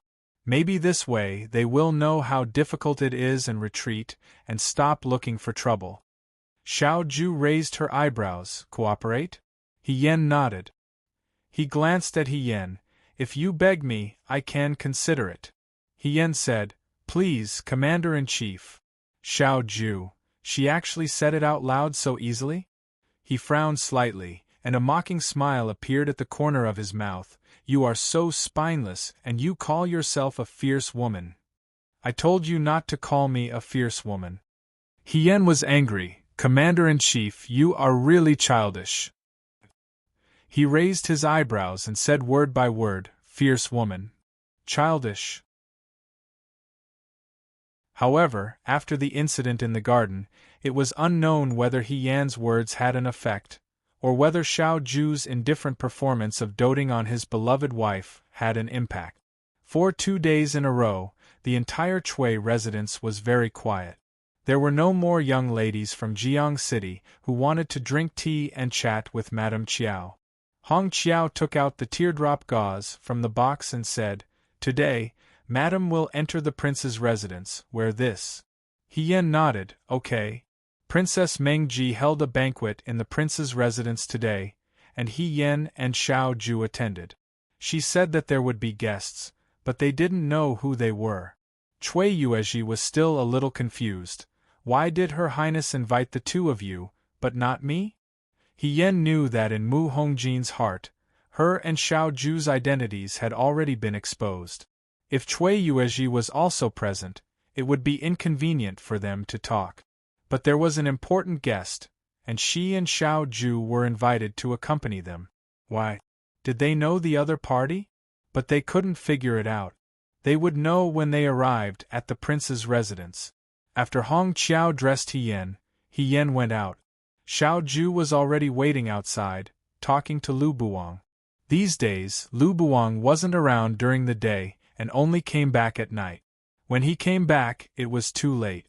He Yen had already fallen asleep, so he didn't have time to talk to Lu Buwang. Now that she saw Lu Buwang, she had to go out again. Master, she said. In fact, there were several times when He Yen wanted to ask Lu Buwang if he wanted to see Mu Hongjin. But after all, it was someone else's business, and he couldn't interfere too much. Besides, only he knew what had happened between the two of them. Lu Buwang smiled and nodded at her. Be careful. He Yen nodded. Now that there might be Yudo in Jiang City, there might be people who had seen Xiao Ju. It was never a bad thing to be careful. Fei Nu and Qi Wu followed them as coachmen.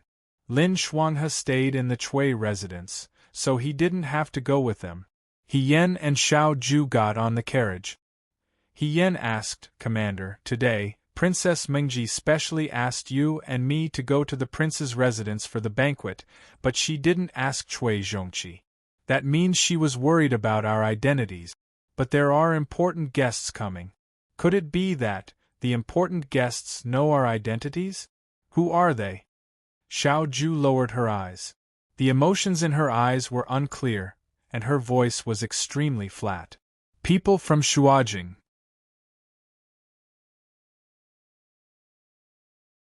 Chapter 146. He Yen and Xiao Ju got off the carriage when they arrived at Prince Mengji's mansion. A servant led the way. This was not their first time visiting the Prince Mengji's mansion, so they felt much more at ease. The servant led He Yen and Xiao Ju to the entrance of the banquet hall and said respectfully, His Highness and the guests are inside. Young Master Qiao and Madam can go in directly. He Yen and Xiao Ju entered the banquet hall. Mu Hongjin was leaning on a soft couch, her red robe spread across her face. She had a faint smile on her lips and was listening to the zither player playing the zither. There was another person sitting at a short and long table with his back facing He Yen. He was wearing a bamboo-colored robe and had a jade hairpin on his head. His back view looked somewhat familiar. She was still trying to figure out who this person was when Mu Hongjin's gaze swept past them and she smiled. Military Governor Xiao is here. He Yen and Xiao Ju bowed to Mu Hongjin. At the same time, the man who was sitting with his back facing them also stood up and turned his head to look at them. The space between his brows was as gentle and elegant as an orchid, as clear as a banished immortal. He Yen never thought that he would actually see Chu Zhao in Mengji Wang Fu in Jiyang. The shock only lasted for a moment. He Yen immediately knew that things weren't good. She was now disguised as a woman. She didn't know what Chu Zhao would think if he saw her. This person's identity was still unknown. If he went back and told Su Jingfu would use this matter to create trouble for Xiao Ju. That wouldn't be good. She stopped in her tracks and subconsciously took a step back towards Xiao Ju, trying to block Chu Zhao's gaze. However, she knew that unless she turned around and left immediately, her identity would be discovered by Chu Zhao sooner or later. Xiao Ju seemed to sense something. She turned her head slightly and glanced at her. She sneered, "What are you afraid of?" He Yen was about to speak when Chu Zhao saluted the Xiao Ju and said with a smile, "Military Governor Xiao, Miss He." Well, He Yen must have seen it. He didn't even need to cover his face. He didn't even need to look in the mirror. He knew that his face must be very ugly at this moment. Xiao Ju said, "Fourth young Master Chu. It seems like you two are old acquaintances." Mu Hongjin smiled. "Sit, fourth young Master Chu is a distinguished guest from the Shuo capital." Xiao Ju and He Yen sat down at the short table next to them. The maidservant beside her came over to pour tea. Mu Hongjin waved her hand, signaling the musician who was still playing the guqin to leave. The banquet hall quieted down. He Yen lowered his head and looked at the tea leaves floating up and down in his teacup. Illness comes from the mouth and disaster comes from the mouth. Dieting brings no disease, but choosing words leads to no disaster. At this time, it was best to speak less. Xiao Ju looked at Chu Zhao and said, "Fourth young Master Chu, what brings you to Jiang?" She went straight to the point and didn't say anything else. Chu Zhao lowered his head and smiled before answering, "I came to Jiang this time because of the Yudo." "Yudo?" He Yen pricked up his ears to listen. He heard Chu Zhao say, "There are Yudo in Jiang now. I'm afraid that there will be chaos in the near future. I came this time to help your highness and prevent more people in Jiang from suffering from this disaster." He looked at Princess Mingji. Xiao Ju smiled slightly. "Fourth young Master Chu, how did you find out that there are Yudo in Jiang?" "We caught a Yudo in the Shuo capital who was plotting to start a war. We followed the clues and found out that the person who met him is now in Jiang. Father and I found out from the other party's secret message that the Yudo is planning to start a war in Jiang. Once the canal is cut off, it will cause trouble for the entire Dawei. Father ordered me to immediately rush to Jiang and inform your highness of this matter to prepare for a rainy day." Xiao Ju raised her eyebrows and said in a mocking tone, "As far as I know, Shi Jinbo no longer cares about the matters in the residence. I'm afraid that he can't order fourth young Master Chu around." Lin Shuanghe had also said this to He Yen. Shi Jinbo had been fooling around every day and didn't care about the matters in the residence. Shi Jinbo's wife was in charge of the matters in the residence. As for the rest, ever since Chu Zhao had Su Jingfu's support, Shi Jinbo had already become Chu Zhao's residence. "It's just a rumor spread by outsiders," Chu Zhao replied in a good-natured manner. "I don't dare to disobey father's words." Mu Hongjin seemed to have discovered something from the exchange between the two of them. She wasn't in a hurry to speak. Instead, she drank her tea lazily and quietly observed, "If you want to inform Her Highness, a secret letter will do." Xiao Ju sneered, "Fourth young Master Chu, why do you have to personally make a trip?" Because there's something more important that needs to be personally handed to Her Highness. Mu Hongjin chuckled. Fourth young Master Chu, you brought the Yudo's military defense map. Xiao Ju and He Yan looked up at Mu Hongjin at the same time. With the other party's military defense map, the war was already half won. But how did Chu Zhao get such an important thing? He Yan couldn't help but ask. Fourth young Master Chu, where did you get this map? How can you be sure that the drawing on this map is real or fake? How I got it depends on luck. Chu Zhao smiled gently. As for whether it's real or fake, I can't be sure. So, I can only give it to Her Highness. He paused and looked at Xiao Ju. But I'm relieved to see Military Governor Xiao. With Military Governor Xiao around, regardless of whether the military defense map is real or fake, Jiang City will definitely be saved. After all, De Wei is a genius general, and only Military Governor Xiao has a meritorious service. He Yan's heart skipped a beat when he heard this, and he couldn't help but look at Xiao Ju. The water attack in the Battle of Guo City's Long Valley was a hurdle that Xiao Ju couldn't overcome. Chu Xilan's words were like stabbing a knife into his wound. Xiao Ju's expression was calm. She curled her lips and looked back at Chu Zhao. Fourth young Master Chu, aren't you making a mountain out of a molehill by coming all the way to Jiang with a military defense map that we don't know if it's real or fake, or... She paused, and there was a meaningful look in her eyes. Do you have other important matters to attend to? How can you say that I'm making a mountain out of a molehill? Chu Zhao shook his head. If I stay in Jiang, I can advance and retreat together with all of you. If Yudo really has ulterior motives, Military Governor Xiao and I will fight against the enemy. If the news is fake, it will be a false alarm, and everyone will be happy. Fight against the enemy together? Xiao Ju said lazily. Fourth young Master Chu, if you can't even save yourself, no one will be in time to save you. Chu Zhao smiled but didn't say anything. Second young Master Zhao's skill at mocking others was unparalleled. Moreover, Chu Xilan was indeed weak. If something really happened, he would be a burden. Military Governor Xiao. Mu Hongjin was almost done watching the show. She had a rough idea of the relationship between these two people. She looked at Xiao Ju. I will give you a copy of the military defense map that fourth young Master Chu brought. The total number of soldiers inside and outside Jiang is about 20,000, and they will be under your command. According to the secret letter that fourth young Master Chu brought back, Yudo will definitely rebel within 10 days. Within these 10 days we... She paused for a moment. Must ensure that the people of Jiang are safe. Xiao Ju raised her eyebrows. Your Highness, you have considered everything. Mu Hongjin glanced at the smiling Chu Zhao. Fourth young Master Chu came from afar, and both of you are old friends. Fourth young Master Chu will also be staying in the Chui residence for the next few days. If you have any important matters to discuss, it will be convenient for you to discuss them. Chu Zhao returned the greeting. Your Highness is very considerate. He Yan. Mu Hongjin was really good. The moment she arrived, she arranged for these two sworn enemies to be together. Not to mention that they had important matters to discuss. He Yan pondered. Just based on the fact that these two people could talk like swords, it would not be easy for them to pass these 10 days peacefully.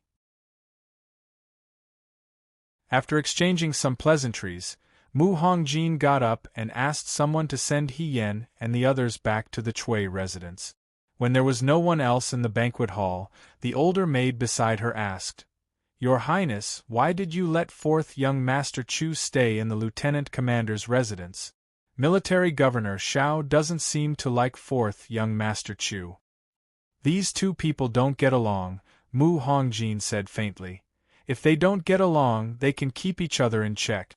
Xiao Huijin is a godly commander, but Jiang City can't be controlled by him alone. After all, no one knows if what he said is true or false. When these two people speak, half of it is true and half of it is false. If you compare them, you can always find some clues. Moreover, she sighed, stood up, and looked at the sky outside the hall. There's not much time left. If the Yudo really wanted to move against Jiang, from tomorrow onwards, she would have to arrange for the people of Jiang to evacuate from the city. Her Lord Father had handed Jiang City over to her. For so many years, she had been protecting Jiang very well. Now that things had come to this, she could not fail. There was also Mu Xiaolu. She turned around, the corners of her eyes red and deep. She said coldly, "Go and call Xiaolu here." He Yan and Xiao Ju left the prince's residence together. Chu Zhao stood beside them. When the three of them left the residence, they did not say anything. He Yan was secretly thinking about how to make this lie flawlessly. He might as well insist that he was originally a man. This time, he disguised himself as a woman and went to Xiao Ju to Jiang because he had no other choice. As for why he acted so well, he would say that he was a man and a woman. Qi Wu had been following them for so long. Didn't he not discover anything? When he thought of this, his heart relaxed slightly. "Miss He." As he was thinking, someone beside him called his name. He Yan turned around. Chu Zhao stopped and looked at him with a smile.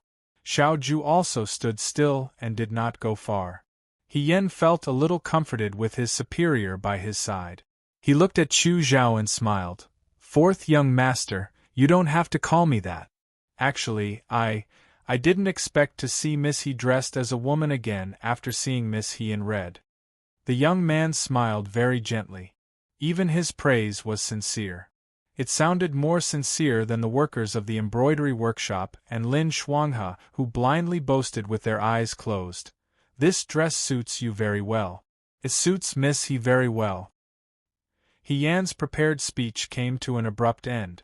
What did he mean by "saw her last time"? Ever since she entered the military camp, this was the first time she dressed as a woman. Where did Chu Zhao see her dressed as a woman? He Yan subconsciously looked at Xiao Ju. Xiao Ju raised her eyebrows slightly as if she was waiting for him to speak. Wait a minute, could it be that Xiao Ju thought that she and Chu Zhao were already in cahoots? "You can eat whatever you want, but you can't say whatever you want," He Yan said. "Brother Chu, I don't quite understand what you mean. When did I appear in red in front of you?" Chu Zhao smiled faintly. "At the racecourse in Shuajing. Miss He personally went to the racecourse to protect her father and younger brother. She was valiant and formidable. It was unforgettable. At that time, the wind blew your white veil." He lowered his head and smiled. "I accidentally saw your face. At that time, I already knew that you were a woman." The racecourse in Shuajing? What kind of old story is this? How can Chu Zhao still remember it? Does this mean that Chu Zhao already knew that I'm a woman? He Yan was shocked. "So, Brother Chu already recognized me when we were in Liangzhou?" At that time, I saw that Miss He didn't seem to want her identity to be exposed. Moreover, there were many people in the Imperial Guard station, so I didn't reveal it," Chu Zhao said. "However, since we've met here today, there's no need to hide it anymore." Chu Zhao looked at He Yan and said gently, "I'm not saying this for anything else. I just hope that Miss He won't worry. I didn't reveal your identity when we were in Liangzhou. Now that we're in Jiang, I won't tell anyone either. After the incident in Jiang, Chu Zhao will pretend that he never met Miss He. Miss He can still return to Liangzhou to make contributions. You don't have to worry about me spreading rumors." He probably noticed He Yan's misgivings when they were in the banquet hall earlier, so he purposely said these words to reassure He Yan. No matter what Chu Zhao's identity was or what relationship he had with Su Jingfu, just from the way he spoke, he was really very considerate and thoughtful. It was very difficult for people to have a bad impression of him. He Yan smiled and said, "Then I will thank Brother Chu first." "There's no need to thank me between us," Chu Zhao said with a smile. "I don't want Miss He to be worried because of my appearance. As for the matter of snitching, Chu Zhao isn't that kind of person." Xiao Ju had been standing beside He Yan and listening to him coldly. When she heard what he said, a mocking smile appeared on her lips. "Fourth young Master Chu, you make it sound nice. Didn't you come all the way to Jiang just to snitch? When it comes to snitching, you have to distinguish between friend and foe. Fourth young Master Chu, you don't have to worry about the people in the Southern Mansion Army." He raised his eyebrows and said calmly, "Even if her identity is exposed one day, I can still protect her." Chu Zhao was stunned and looked at He Yen. "Miss He joined the Southern Mansion Army?" He Yen replied, "Yes." Xiao Ju had already promised him that if they pretended to be husband and wife to solve the Jiang incident, he would let her join the Southern Mansion Army. Although the current situation was not completely solved, it was up to his master to decide whether she would join the Southern Mansion Army or not. Since he said she would join, she would join. Chu Zhao's eyes moved slightly. After a while, he smiled. "Then I'll congratulate Miss He." "No, brother He." He Yen nodded. Xiao Ju looked at him calmly. "If there's nothing else, fourth young Master Chu, please find a carriage for yourself. The space between husband and wife is not suitable for outsiders. Fourth young Master Chu, please go ahead." He did not hide his disgust for Chu Zhao. Chu Zhao was not angry. He only smiled and said, "Military Governor Xiao, let's meet at the Chui residence." He then smiled at He Yen. He Yen awkwardly smiled back. Chi Wu drove the carriage over. He Yen and Xiao Ju got on the carriage. As soon as they sat down, they heard Xiao Ju's cold voice. "Were you the one who competed with Zhao at the Shuajing horse farm?" He Yen complained incessantly in his heart. It's here, it's here." When Chu Zhao told him about the horse farm, he almost forgot that Xiao Ju was also there at that time. Moreover, Xiao Ju also gave He Yunxing a horse. He Yunxing named it Xiang Xiang. Yes. He Yen did not wait for him to speak and said first, "My brother loved the horse that Governor gave him. He cut grass and fed it every day. He never had the chance to thank Governor. At that time, if Governor did not come to our rescue, I don't know how Zhao would have made things difficult for our family. He Yen is unable to repay Governor's kindness." Xiao Ju's eyes were cold. "So you recognized me early on, right?" He Yen was speechless. It was not just early on, they knew each other in their previous lives. But how could he say it? "You are the governor of the right military, General Fengyun. Who in the way can be more handsome than you? I do know you. But at that time, you were high above the clouds and I was just a small ant beside your boot. Even if I knew you, you did not know me. Later, when you entered the military camp, I guess Governor had already forgotten about this matter. After all, Governor is a person of high status. How could he remember a small ant?" He Yen leaned closer to him. "How would I know that Governor still remembers this matter?" She clearly knew that this fellow was full of lies and flattery, but when she saw her bright eyes and white teeth sitting beside her and putting in her best performance, even if she was a little displeased, she also found it funny. Chu Zhao actually knew that this person was a woman before him. It sounded like he was kept in the dark and was at a disadvantage. Xiao Ju looked away and said lightly, "Have you met him again?" No. He Yen quickly replied, "I only met him twice when I was in Shuo capital." Then, he complained, "How would I know that it was such a coincidence? He was also at the racecourse at that time and saw my face. If I knew, I would have covered my face tightly and wore an iron mask. Look at how sharp his eyes are. He does not know who I am." "You don't want him to see your face?" "Of course not." He Yen was confused. "If I leave a loophole for others to exploit, who knows if something will happen?" Xiao Ju laughed softly. "You are not too stupid." "Governor," He Yen asked, "do you think that fourth young Master Chu will tell others about my identity?" Although Chu Zhao said so, He Yen did not dare to believe him easily. Especially since this person's identity was mysterious. It was unknown whether he was an enemy or a friend. Now you know to be afraid? Not really, He Yen said. If he wants to tell, I will pack up and run away in advance. He Yen said and sighed. It is just that I have been in the Liang province guard for so long. I really can't bear to part with Governor. If I really have to part with Governor, it will be very difficult. What you can't bear to part with is the opportunity to enter the Southern Prefecture Army. Xiao Ju was unmoved. How can you think of me like this? He Yen said seriously. With my skills, I will be highly valued by any general. The reason why I can't forget about the Southern Prefecture Army is because it is the governor's army. It was probably due to Xiao Ju's constant flattery that unknowingly, He Yen was able to speak flatteringly without blushing or panting. Governor, what you said just now still counts, right? What did I say? That even if my identity is exposed and everyone knows that I am a woman, you can still protect me? Xiao Ju sneered. Don't worry. No matter how long the Chu clan's reach is, it is not as deep as the Southern Prefecture Army. However, his beautiful eyes focused on He Yen and he said calmly, Lady, he is so troublesome. Why should I waste my time and effort and take so many risks for you? Because we have seen the map together. It is not a normal relationship. He Yen answered calmly. Xiao Ju's calm face suddenly cracked. What did you say? Don't worry.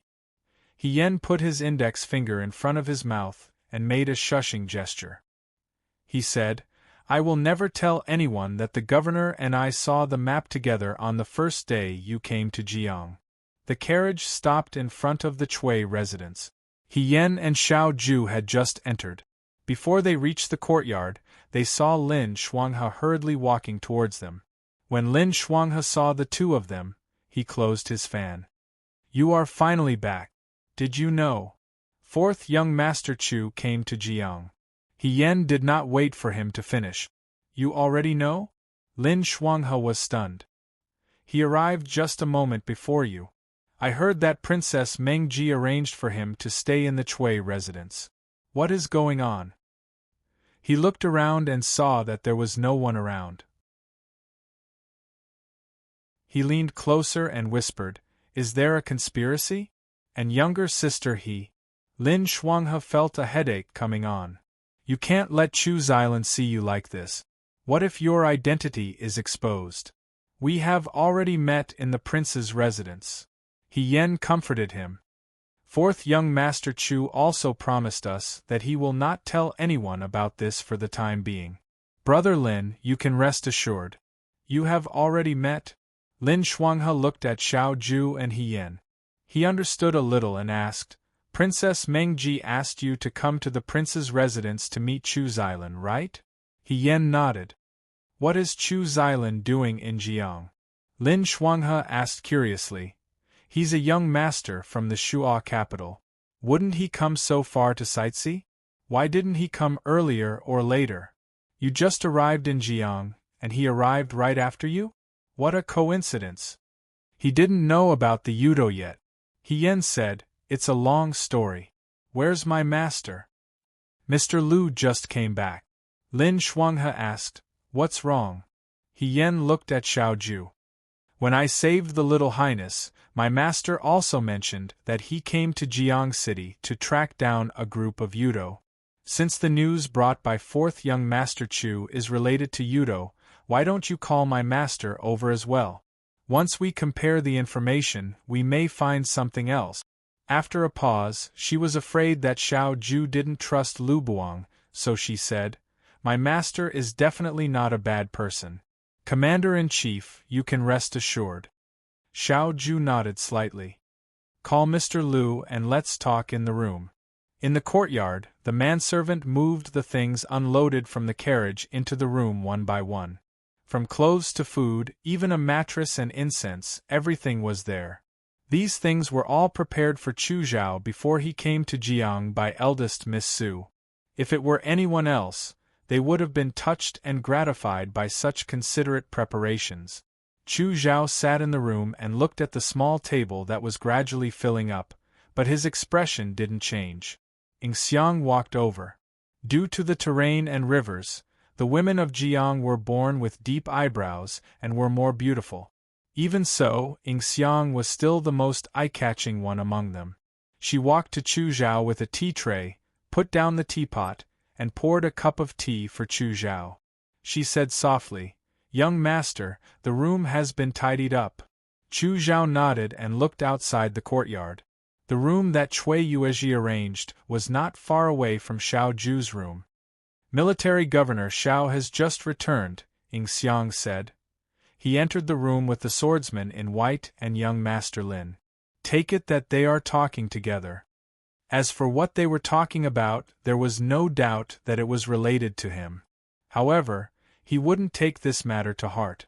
Chu Zhao took a sip of tea and asked, "Do you know the whereabouts of Chai Anshi?"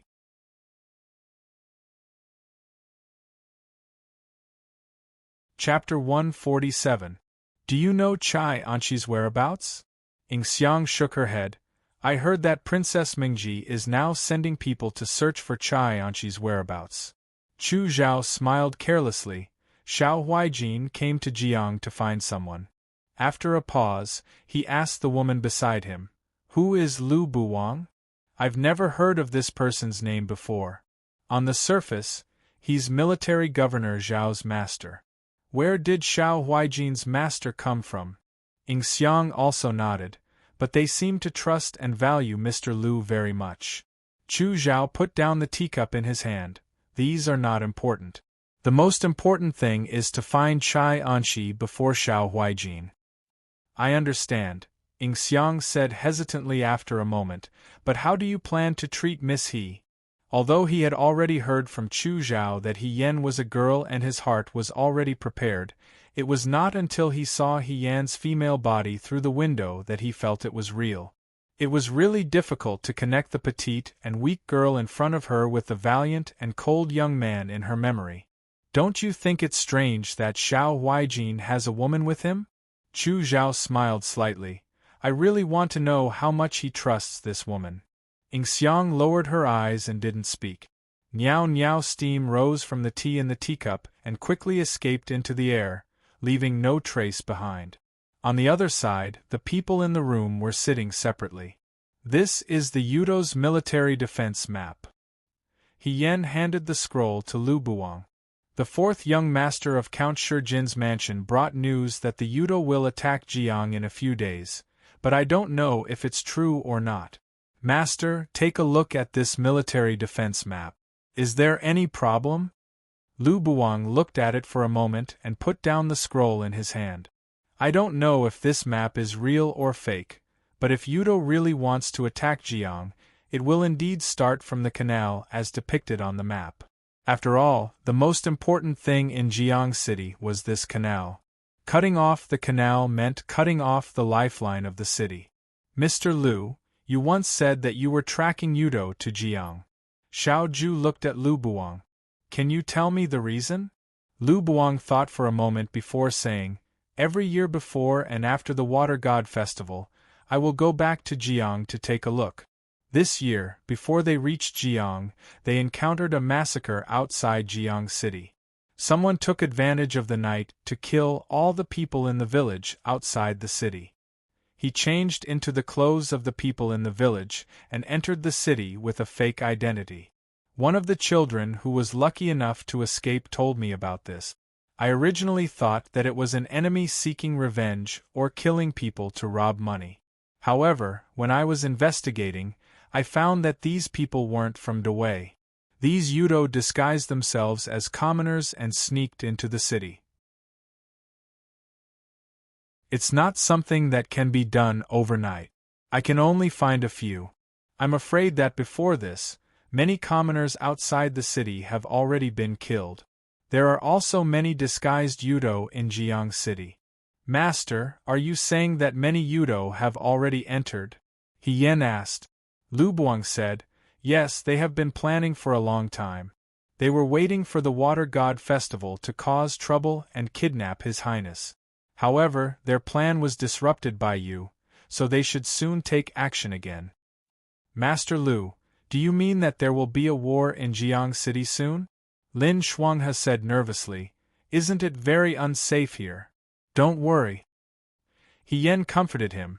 Princess Mingji once mentioned to us that she would evacuate the commoners from the city to a slightly safer place in the next few days. Brother Lin will be fine with the commoners in Jiang City at that time. Only then did Lin Shuanghe feel a little relieved, but he immediately put on a righteous appearance. He said, "What do you mean by following the commoners in the city? How can I be such a coward?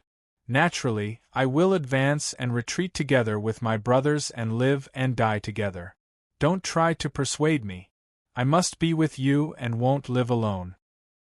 He Yen was speechless for a moment before he said to Lu Buang, "Master, Princess Mingji has handed the city gate guards to the commander-in-chief. Do you want to come and take a look?" Have you forgotten?" Lu Buang was a little helpless. "I only know how to set up formations and don't know how to fight." That was true. Lu Buang knew Chimenduanjia, bow, horse, saber, and spear, but they were all his skills. Back then, when he taught her Chimenduanjia, He Yen studied it himself and used it to set up formations. Only then did he gradually develop his own set of skills.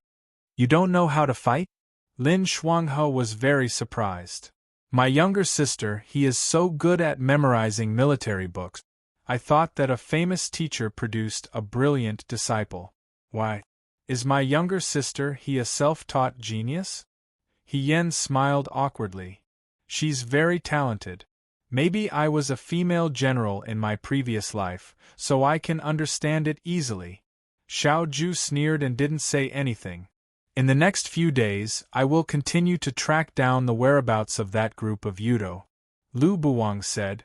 "If we find their heads, we may be able to solve a lot of problems.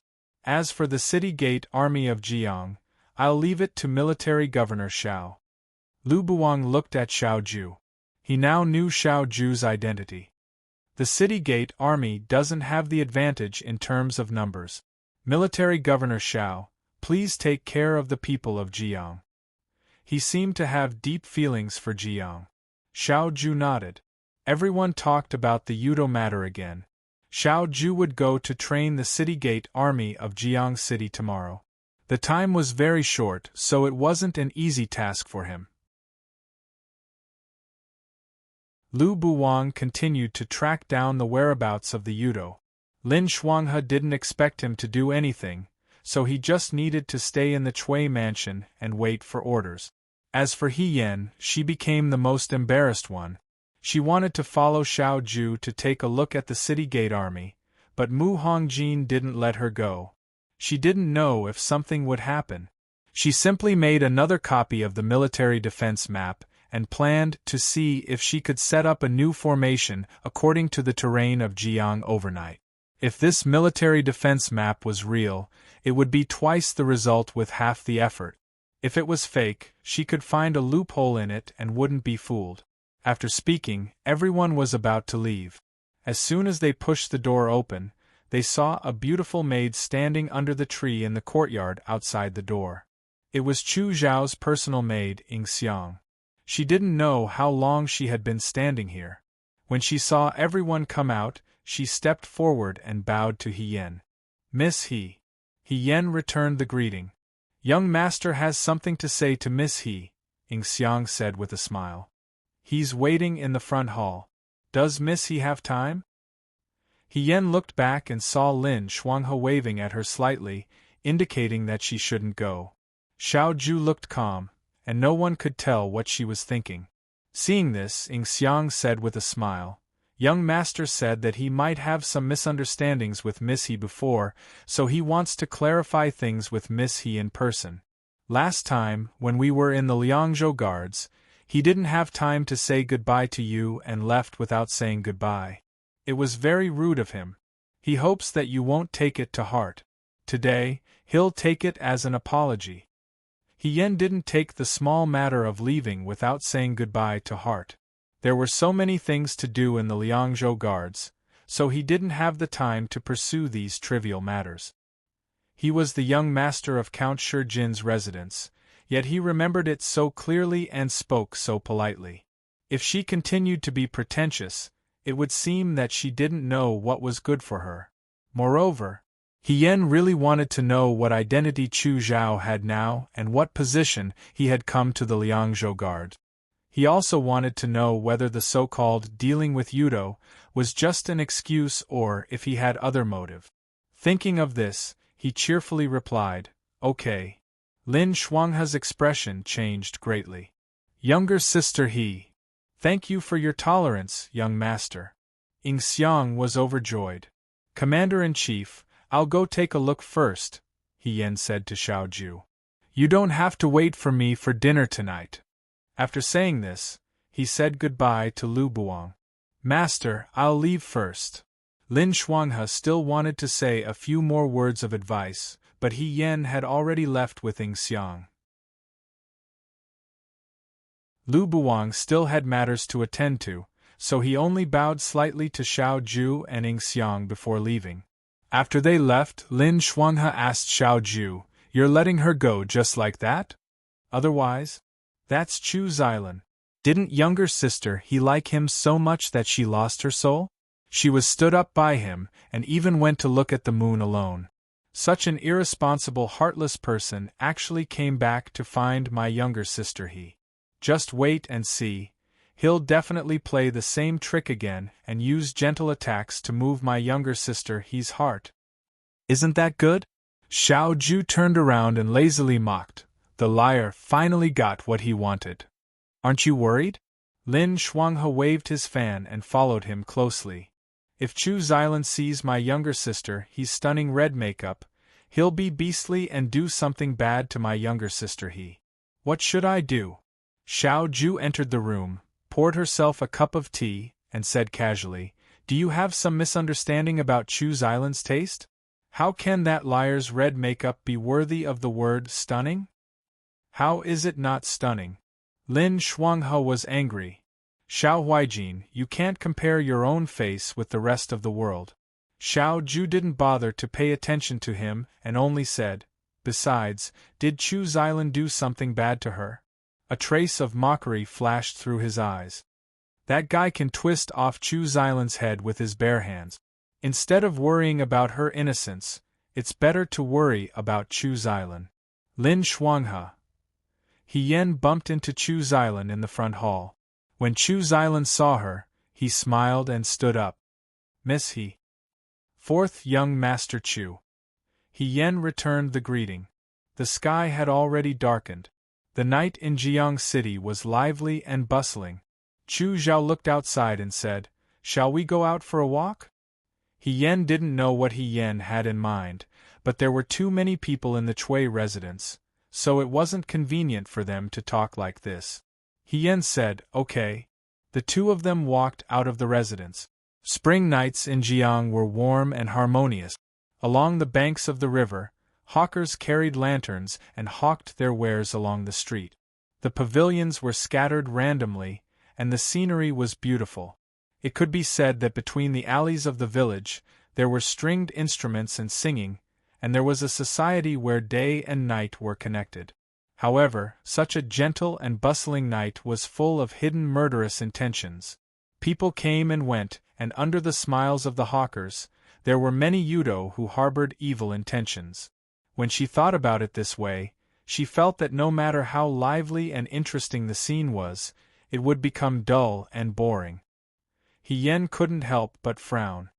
"Miss He, are you angry with me?" Chu Zhao, who was beside her, asked softly. "Why would I be?" She was a little surprised. "Then why did you frown when you went out with me, as if you had something on your mind?" Hien couldn't help but laugh. "No, I was just thinking about the Yudo and was worried." After a moment of silence, Chu Zhao said, "Miss He, you don't have to worry. Her Highness will arrange everything. Besides, there's still Military Governor Xiao, isn't there?" He wasn't stingy with his praise for Xiao Ju. Hien wanted to test him, so she asked, "I thought that fourth young Master Chu didn't get along with our governor." "Military Governor Xiao has some misunderstandings about me." Chu Zhao smiled. "However, his position is slightly different from mine. We're just working for different masters. He actually admitted it just like that? Hien was a little surprised. However, Military Governor Xiao and I are on the same page regarding the Yudo. Miss He, you don't have to worry. Chu Zhao said, I'm a citizen of Dawei. Naturally, I don't want to see Dawei's rivers and mountains be invaded by foreign tribes. Hien nodded. That's natural. When the nest is overturned, no egg will remain unbroken. We should be united against foreign enemies. Is Miss He relieved after hearing what I said? He asked. Hien asked, why are you relieved? I won't hurt Military Governor Xiao. Miss He, you don't have to be wary of me because of Military Governor Xiao. Hien laughed dryly. Fourth young Master Chu, you're overthinking. I'm not wary of you. Is that so? Chu Zhao smiled a little sadly. But ever since we met this time, you stopped calling me Brother Chu. You called me Fourth Young Master Chu. It sounds like you're deliberately drawing a line between us. That works too? Hien said, it's nothing. If you don't think it's good, I can call you Brother Chu again. Then can I call you a he? Hien was stunned for a moment. The young man's smile was especially gentle, like a charming and harmless orchid blooming in the night. In the spring night of Jiang, his robes were fragrant, and his face was handsome. The passers-by couldn't help but glance at him. He was really eye-catching. It was hard to say anything harsh to such a good-looking and good-tempered person. Hien hesitated for a moment and said, if you want to call me that, then just call me that. Chu Zhao's eyes flashed with a hint of a smile. He continued to walk along the riverbank with Hien. He said, I haven't apologized to He for what happened before. That day, I made an appointment to drink with you at Mount Baiwe, but something came up at the last minute and I couldn't make it. The next day, I left early and didn't even have time to say goodbye to He. Later, when I thought of this in Shuajing, I felt very regretful. Brother Chu, you don't have to take such a small matter to heart, Hien said. Moreover, you didn't do it on purpose. I'm not angry because of it. If it weren't for Chu Zhao, she wouldn't have gone to the foot of Mount Baiwe that night, and she wouldn't have waited for Xiao Ju. She also wouldn't have known that the person who saved her from the darkness on the mountaintop behind Yuhua Temple was Xiao Ju.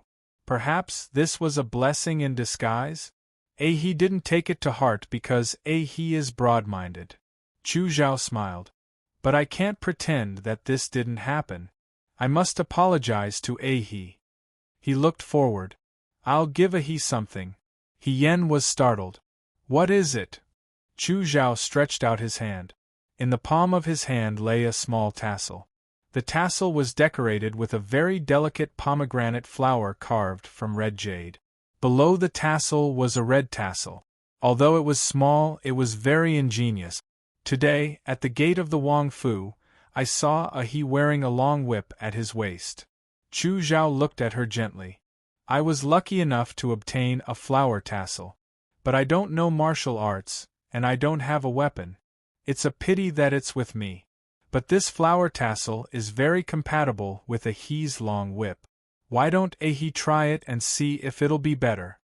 Hien subconsciously wanted to refuse. I can't accept a reward without any effort. Brother Chu, let's just forget about it. Besides, this thing doesn't look cheap. That red jade was small, and its color was translucent like the clouds. Who knew if it would be another several hundred gold? She always took things here and there and received small gifts there. Those who didn't know would think that she was really here to cheat. He calls me Brother Chu, which means that he treats me as a friend. It's very common for friends to give gift. Moreover, he worries too much. This flower tassel isn't expensive, and this jade is fake. He doesn't have to feel burdened. It's useless to leave this thing with me. He doesn't want it, but he dislikes me. Or perhaps, deep down in his heart, he still sees me as an enemy? Even if his words were slightly accusing and wronged, when he said it, it was still gentle and calm. Hien hesitated for a moment. Is this pomegranate flower tassel really a fake jade? Chu Zhao smiled. He wants real jade. I may need to raise some money. Since it was fake jade, it wasn't very expensive. It should be more straightforward to accept it. Hien smiled. Then, thank you very much, Brother Chu. She reached out and took out the purple jade whip from her waist. She tied the flower tassel to the purple jade whip's wooden handle. The black whip suddenly looked more lively and beautiful. It really matches a he's whip. Chu Zhao smiled. Courtesy demands reciprocity. Since Brother Chu gave me a flower tassel, I should also give Brother Chu something in return. In the end, Hien felt that if she didn't return the favor, she would feel that she was taking advantage of Chu Zhao. She said, "If Brother Chu takes a fancy to anything in the night market today, I can give it to Brother Chu." After saying that, she reached her hand into her sleeve and touched her pitiful string of copper coins.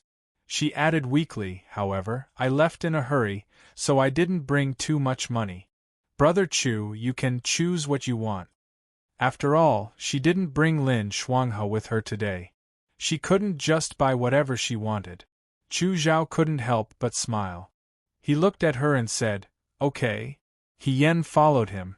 The night market in Jiang was very lively. People were selling things at night. From snacks to rouge and face powder, old books and ancient books to rusty weapons, everything was available. Both of them were good-looking. When they walked past a place, they received warm greetings. When they reached the end of the road in front, they saw a group of people surrounding a vendor. Hien followed Chu Zhao to take a look and saw that it was a sugar painter. The peddler was a young man. He wore a clean green robe and sat in front of the stall. In front of him was a stone slab that had been wiped clean. Beside him was a large pot that was simmering with sparkling red syrup. He scooped a spoonful of syrup from the pot with a big iron ladle and poured it on the slate. His movements were very fast. The iron ladle moved up and down in his hand like a painting brush. The falling syrup outlined a complicated or exquisite pattern. Soon, it was cast into shape. Then, he used a small spatula to scoop up the picture on the slate and stuck a bamboo stick on it. "This is a sugar pancake." Hien was happy. "I didn't expect Jiang to have it too." In the past, when she was in Shuajing, there was a temple fair every year. Due to her subtle identity, she was afraid that she would be exposed. Therefore, she didn't go to such crowded places if she could. Therefore, she never went to the temple fair. She could only wait for her sisters to come back from the temple fair and secretly eavesdrop on them talking about the lively scenes and new things at the temple fair. Sugar pancakes were the same. There was a master who made sugar pancakes in Shuajing. He was very good at it. Every time Hien heard them talk about it, she looked forward to it. Once, she couldn't help but secretly beg Madame He to bring one for her. Perhaps Madame He saw how pitiful she was and how much she wanted it, so she really brought one for her from the temple fair. Hien still remembered that it was a picture of a bird. She couldn't bear to eat it, so she put the sugar figurine in the pen holder. However, the weather was hot, so it melted in 2 days. The syrup was sticky and it melted on the table. Madame He scolded her. At that time, she didn't think it was dirty. She just regretfully scooped it up with her hands. She thought that it would be better if the sugar painting could last longer. She did not expect to see something new when she was young, but she did not expect to see it in Jiang. Looking at this young man's craftsmanship, she thought that he was on par with the master in Shuajing. Hien pulled Chu Zhao and squeezed forward. They saw that there were many sugar paintings on the haystack at the side. They looked like auspicious flowers, birds, phoenixes, birds, and beasts. They were very lifelike. Chu Zhao glanced at Hien and suddenly smiled. "I like this. He wants to give me something. Why don't you give me a sugar painting?" "You like this? What's so difficult about it?" Hien was very generous. She waved her hand. "Young man, what's the most expensive sugar painting you have here?" There was a banner next to the sugar painting. The price was 2 copper coins each. She brought a lot of copper coins, so it should be enough. The stall owner smiled and said, "The most expensive one is a flower basket. Costs 8 copper coins. Do you want one?" What was a flower basket? However, choosing the most expensive one was definitely not wrong. Yan then asked Chu Zhao, "Brother Chu, what do you think?" Chu Zhao tried to hold back his laughter. "That's good. Young man." Yan took out 8 copper coins and said, "Please make a flower basket. Make it beautiful." The stall owner said, "No problem." He scooped a spoonful of syrup from the pot and made a thin round cake. Then, he cast a circle of sugar lines on the round cake and slowly drew a vertical line. Yan watched intently as the flower basket changed from a flat bottom to a rich and lively one. There was a basket frame and a handle. The stall owner was very honest and added a lot of flowers to the handle. Yan counted. There were Chinese roses, daffodils, chrysanthemums, peach blossoms, lotus blossoms. Flowers from different seasons were all piled into a basket. It was lively and gorgeous. Yan watched as the basket filled up bit by bit. Suddenly, she had an idea. She asked the stall owner, "Young man, I'm giving this flower basket to my friend. Can you write my friend's name on the basket?" "Of course." Chu Zhao paused and his smile faded. That's not necessary, what's wrong?" Yan was puzzled. "Your name is so beautiful. It's a pity that it's not written on the basket." "Beautiful?" "Yes." Yan nodded. "Zhao means bright. Xylan means vanilla. The person who gave you this name must love you very much. They hope that you have a noble character and a bright future. That's why they gave you such an elegant name." Chu Zhao was stunned. The girl had already turned around and said to the stall owner, "Young man, please write Xylan."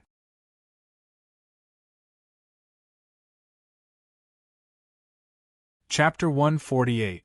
On the way back, Yan kept looking at the basket of flowers in Chu Zhao's hands. The flower basket looked very beautiful. The peddler wrote the 2 words Xylan with extra care.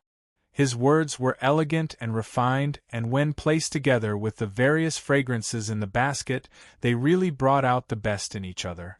"Brother Chu, you must eat it as soon as you get back," Yan said.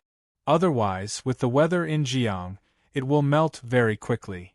She had also bought a qilin-shaped one for herself, but she had already finished it. "I've tasted it. It tastes good and it's not too sweet." Chu Zhao smiled gently. "Thank you, Ahi. I'll be very careful when I get back." Yan was finally relieved. After they bought the sugar paintings, they walked back along the river bank. When there was nothing to talk about, Yan occasionally asked Su Zhiheng about his visit. "Brother Chu, how was it when you went back to attend your friend's wedding? Was it very lively?" Chu Zhao was slightly startled, but then he smiled and replied, "Yes, it was very lively. After all, she was General Fei Hong's sister. His Highness the Crown Prince even personally came to congratulate her." Yan was a little suspicious. His Highness the Crown Prince? Did the Crown Prince come to see Su Zhiheng get married for Su Zhiheng, Hirufei, or both? Was the Crown Prince also involved in the conspiracy between the He family and the Su family? Furthermore, did the Crown Prince know her identity? But Chu Zhao sighed again. Perhaps Master Su was deeply in love with his late wife. During the wedding, he even cried. Yan said, "Ah?" Perhaps her face was full of disbelief, but Chu Zhao didn't know whether to laugh or cry. "What's wrong? You don't believe that there are men in this world who are deeply in love?" Yan thought to himself. Of course, she believed that there were men in this world who were deeply in love. For example, He Sui, her current father. After Madame He passed away, he raised his 2 children alone. Lady He was so arrogant and willful. He Sui could spoil the little girl because she looked like his wife. It could be seen that there were people in the world who were deeply in love and had no regret. But this person could be anyone, and it definitely wouldn't be Su Zhiheng. "It's not that I don't believe him." Yan concealed the ridicule in his eyes and said, "It's just that if he behaves like this, wouldn't his new wife be angry?" General Fei Hong and the other members of the He family were all deeply moved. So, although it's lively, it's just that this wedding banquet is a little sad. He Yen felt that among the many jokes he had heard this year, Chu Zhao's joke was the funniest. Would the He family be sad for her? If this was said to the pigs in the pigsty, the pigs would feel that their brains had been insulted. But when Chu Zhao talked about this matter, it was obvious that most people thought this way. If he did something bad, then he did it. But after he did it, he put on a sorrowful and pitiful appearance and pretended to be a pitiful person who was rarely affectionate and righteous. It was really disgusting. He doesn't seem to agree with this one's words? Chu Zhao paid attention to her expression. He Yen smiled and said, "It's nothing. I just feel that this old Master Su is very interesting." "What do you mean?" "If he really is deeply in love and can't forget his wife, even if His Majesty personally bestows the marriage, he can still refuse if he wants to. After all, he's a man." He Yen lightly mocked. "If he's a woman, it's normal for her to be unable to decide her own marriage fate. Brother Chu, you've heard of young masters who snatch by force, you've heard of evil tyrants who force women into prostitution, and you've heard of beastly fathers who sell their daughters for glory. But have you ever heard of a woman who does this? From what Brother Chu said just now, that old Master Su is like a weak woman who was forced to get married. That newly married young Mistress Su is like an evil person who forced him to marry her. What does this mean? If he doesn't want to get married, no one can drag him to the wedding hall. If he doesn't want to consummate his marriage, could it be that young Mistress Su can still take him by force? If he still continues to be obsessed with his deceased wife, in the future, what will the new young Mistress Su do? I feel that it's not fair to that person. This friend of Brother Chu's is also a bit hypocritical." She spoke bluntly. He Xining was her younger sister from the same father and mother. Even though she hated the He family, He Xining had never done anything to her.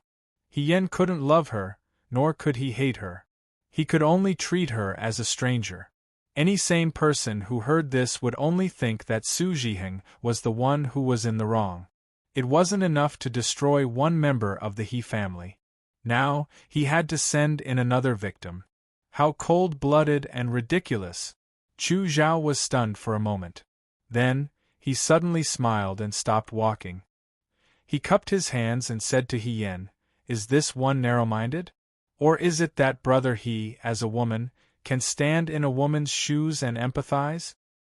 It's just that no one has ever thought of standing in their shoes. He is very different from ordinary women." He Yen looked at her and asked, "How is he different?" Chu Zhao continued to walk forward. His voice was still very gentle as he said, "Most women, even when faced with this kind of predicament, have long been numb and indifferent. They don't think as much as he does. He is thinking for them right now, but it's very likely that they're enjoying themselves and will blame you for meddling in other people's business." He Yen smiled and said, "Brother Chu's words sound a bit high and mighty." Chu Zhao's smile froze for a moment. "Why do you say that?" The imperial court is a man's imperial court. The major affairs of the world are the major affairs of the world. Even when it comes to reading books and going to the battlefield, it's also men who have a unique style. The world praises men as heroes, but at most, they praise women as beauties. It's really unreasonable. Men have taken advantage of the world, but in turn, they blame women for being numb and not wanting to make progress. If this isn't high and mighty, then what is it? Brother Chu thinks that I'm very different from ordinary women because I've read books, walked out of the house, and even rebelled against the orthodoxy and entered the army. There aren't many women like me in the world. But if you let those women be like me and see the snow of the Liangzhou Guard, the water of Jiang City, the long moon of the desert, and the rivers, seas, and mountains, do you think they'll be willing to be trapped in a house that's filled with jealousy? Do you think they'll still be complacent, numb, and ignorant?" He Yen smiled. At this moment, her smile carried a bit of ridicule. It was actually somewhat similar to Xiao Ju's. I think the men in the world are worried about this point, so they've set up many ridiculous rules to bind women. They've used the 3 cardinal principles and 5 constant principles to break their wings. They've also used those groundless virtuous wives and beauties to judge them. The more ignorant they are, the more the men feel at ease. It's clearly their fault, but they still have to say, "Look, women are shallow." Because they also know that once a woman has the chance to choose, she'll definitely not be willing to become a vase in the backyard waiting for her husband to feed her. Those outstanding women will become generals, swordsmen, scholars, and aides. They'll compete with them for the glory of the world, and they won't necessarily win. The girl's eyes were clear and bright like the spring water in Jiang City. They were transparent and clear, and one could see them clearly. They were clean and translucent, as if they could reflect the most brilliant sunlight. Chu Zhao was momentarily stunned. He had always been eloquent and would never make the atmosphere awkward, but at this moment, he actually didn't know what to say. It was as if no matter what he said, he couldn't refute the person in front of him. It was clearly laughable, overconfident, and naive to the point that it made people feel annoyed. It was awe-inspiring righteousness, but it actually reflected a person's shadow. There was nowhere to hide in the darkness. He Yen also felt that it was unfair. Although pretending to be He Rufei brought a lot of pain to her life, at the same time, it also allowed her to see many things that women couldn't see in their entire lives. If she didn't pretend to be He Rufei, she wouldn't have known that compared to women, men could do so much more. If you were talented in literature, you could become a scholar with a stomach full of scriptures. If you were outstanding in martial arts, you could become a general with outstanding military achievement. Even if you were mediocre in everything, you could still be the most ordinary person on the street. To put it bluntly, even in Lutong village, women were gambling prostitutes, while men were gambling customers. It was because she later became young Mistress Su, and had been both a man and a woman that she knew that the world treated men and women differently. It wasn't that men didn't suffer, but their suffering could become the cornerstone to judge themselves. As for women's suffering, they waited their entire lives for men's affirmation. They were all reincarnated as humans, so who was more noble than the other? The funny thing was that some men even looked down on women from the bottom of their hearts. It made people speechless. After she finished speaking in one breath, she realized that Chu Zhao didn't say anything for a while. She secretly thought, could it be that my words offended Chu Zhao? But on second thought, if she offended him, then so be it. In any case, he didn't have the strength to truss a chicken. Even if he fought, he wouldn't be able to beat her. Brother Chu, what I said just now was a bit too impatient. He Yen said with a smile, I hope Brother Chu won't mind my lack of manners.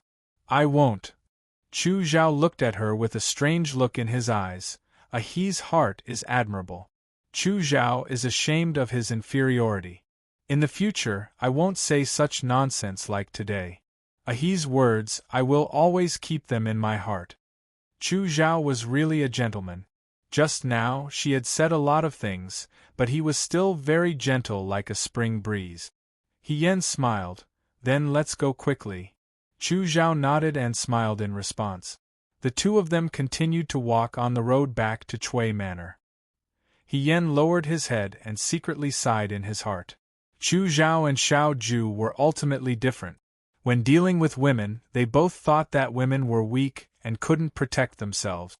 However, the former's judgment had a trace of negation and condescension, while the latter's treatment of the female corpse in the backyard of the Sun family in Liangzhou City was more of pity.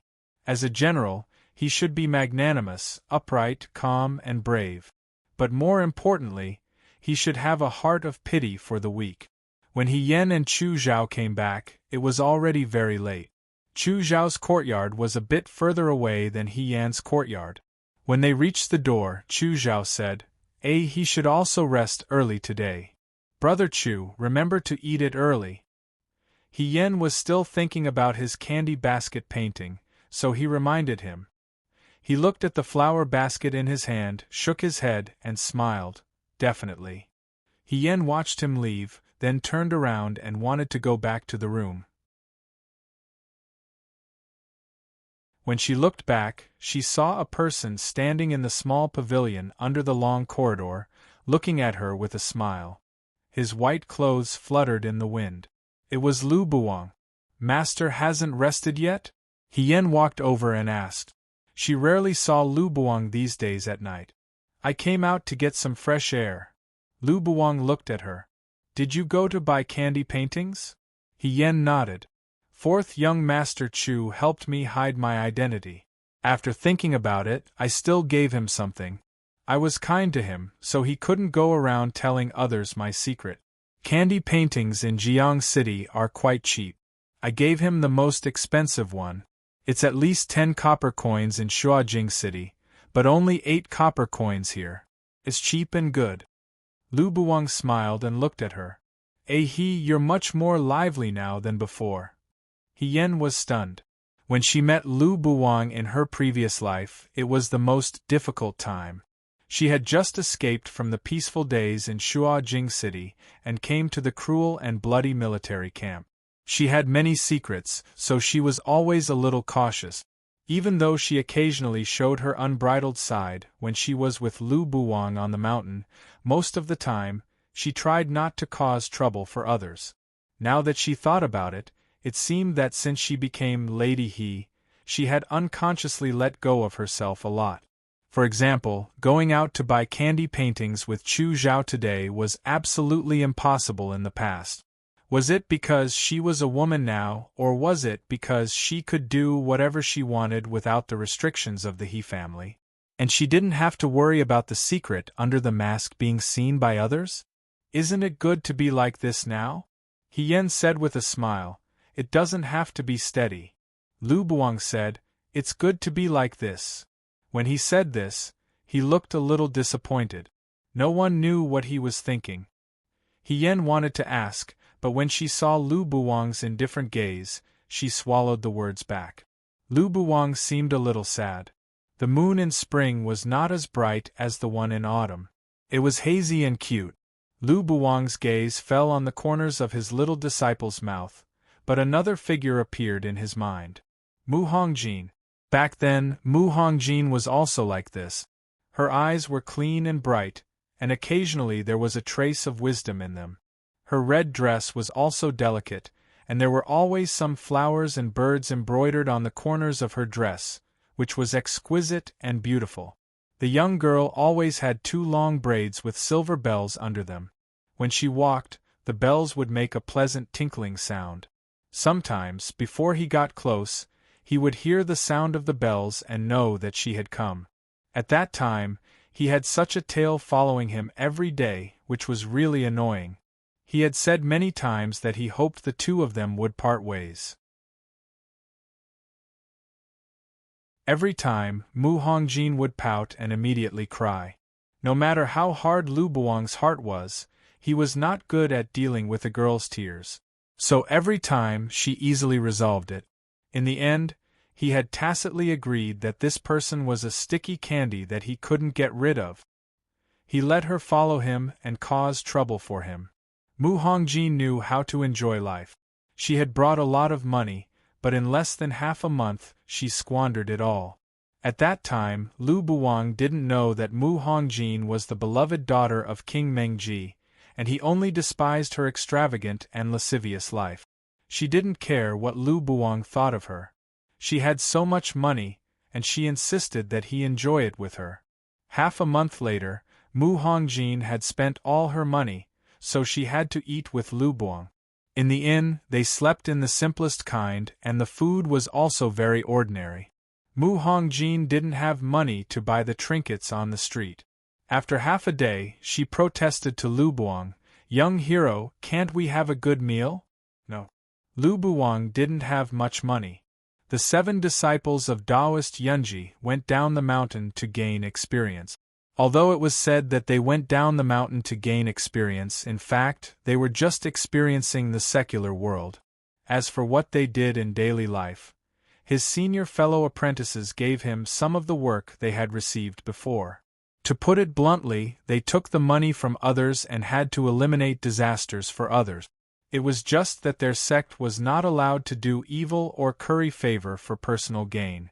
So much so that in the end, what they really did was to help the tenants of the farmstead find their lost sheep, or help a married girl send a secret letter back to her maiden home. These kinds of trivial matters, and the money they received was also very little. Sometimes they even had to help people write letters to their families. They didn't refuse anyone and accepted everything. A cold and otherworldly young man in white walked on the path of the farmstead with a lost sheep. The scene was a little funny. Mu Hongjin laughed at him. What kind of sect do you belong to? Why do you have to do everything? Why don't you follow me? You what? Lu Buwang asked her angrily. Mu Hongjin rolled her beautiful eyes. I'll pay you more than he does. Lu Buwang was so angry that he didn't want to speak. But it was true. After all, he hadn't finished the task his senior fellow apprentice gave him. Because he was doing these small things, he didn't get much money. If he was alone, it would be fine. But now that Mu Hongjin was with him, he had spent all his money. One person had become two people. In meals, life was so tight that he wished he could split a copper coin in half to spend it. It could be seen that Mu Hongjin was also trying her best to adapt to this rough life. She made a fuss for a few days, but when she saw that Lu Buwang was really a little angry, she didn't dare to say anything more. She honestly lived a simple life with Lu Buwang, but her habit of wanting to buy everything she saw in her bones still hadn't changed. Lu Buwang still remembered that one day, they met an old woman selling flowers beside a tea house outside Jiang City. There were 2 bamboo baskets and a carrying pole in front of the old woman, and the bamboo baskets were full of wild chrysanthemums. They were slender and lovely, light pink and white. They were also very cheap. They should have been picked directly from the foot of Chiyun Mountain. Mu Hongjin leaned over to take a look. Seeing this, the old woman said with a smile, "Young master, buy me a flower to wear." "No need."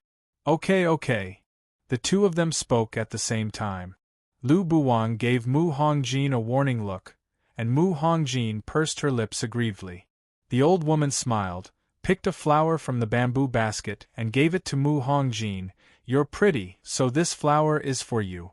Wear it on your head. It's very beautiful." Mu Hongjin took it happily.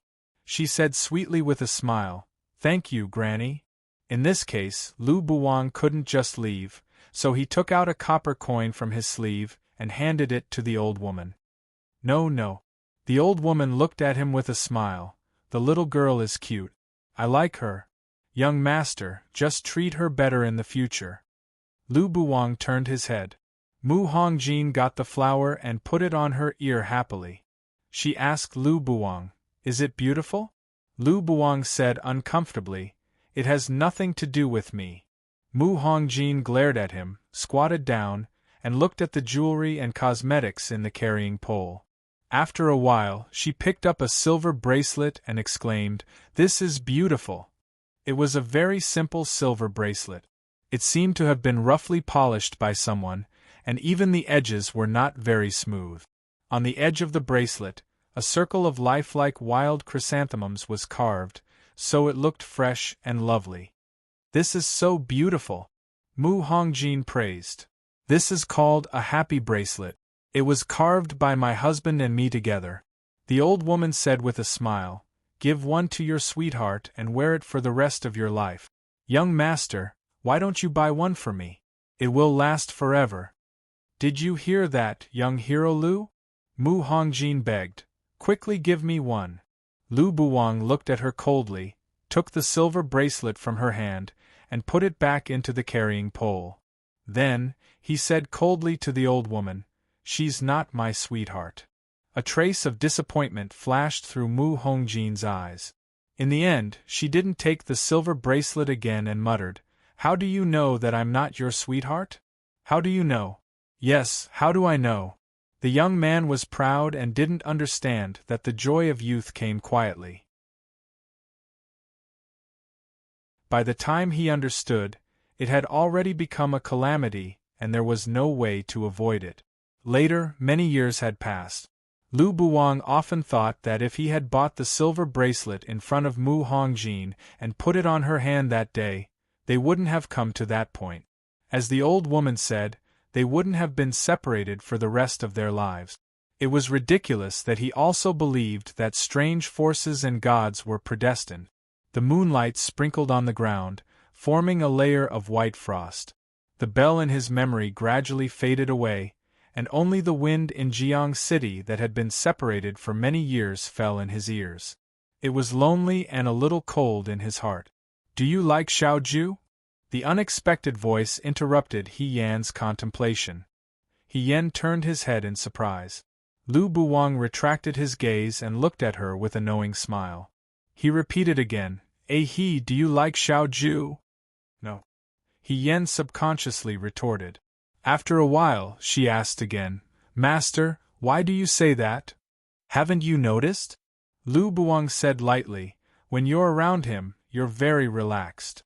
You trust him more than you trust me." He Yan was stunned. Did she? Maybe she did. Whether it was in the previous life or this life, she might have many misunderstandings about Xiao Ju's appearance in her heart. Whether he was indifferent or bad, she had never doubted that Xiao Ju would hurt her from the beginning to the end. He Yan, who seemed to be careless about everything, always maintained a sense of vigilance in her heart. She didn't let go of this vigilance when facing Lu Buwang, Su Zhiheng, He Rufei, and even He Sui and his son, who had no attacking power in the He family. But she always trusted Xiao Ju. "It's not time or experience that makes you so relaxed now. It's him." Lu Buwang's voice was gentle. "Ahi, do you still want to deny it?" He Yan didn't speak. After a while, she raised her head and looked at the moon hanging on the roof. The moon was big and white, and its silver light sprinkled over the whole yard, gently watching the people in the night. "Master, look at the moon in the sky," she said slowly. "It can shine on the backyard of the rich and the ditch in the wilderness.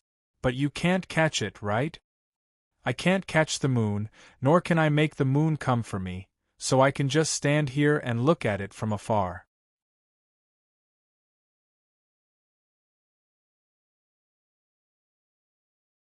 Chapter 149. When He Yan returned to the room, the lights were still on. The two maidservants were lying on the side of the room, playing with a flower rope. When they saw He Yan, they quickly stood up and greeted, "Madam." He Yan whispered, "It's nothing. You can sleep. I'm going to rest. Is young master asleep?" Cui Jiao shook her head. "Young master has been reading." He Yan nodded, "I know. You should rest early too." She pushed the door open and entered the room. Xiao Ju was sitting at the table, flipping through a long scroll in his hand. He was only wearing his inner garment. The snow-white garment hung loosely on his shoulders, revealing his jade-like skin. His collarbone was thin and as beautiful as the moon. He Yan closed the door and walked to his side. "Governor?" he asked.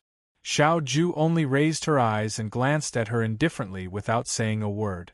"I thought you were asleep." He Yan removed the whip from her waist and hung it on the wall. The colorful tassel hanging from the handle of the whip swayed with her movements. The red pomegranate flower was even more exquisite and very eye-catching. Xiao Ju's gaze fell on the colorful tassel.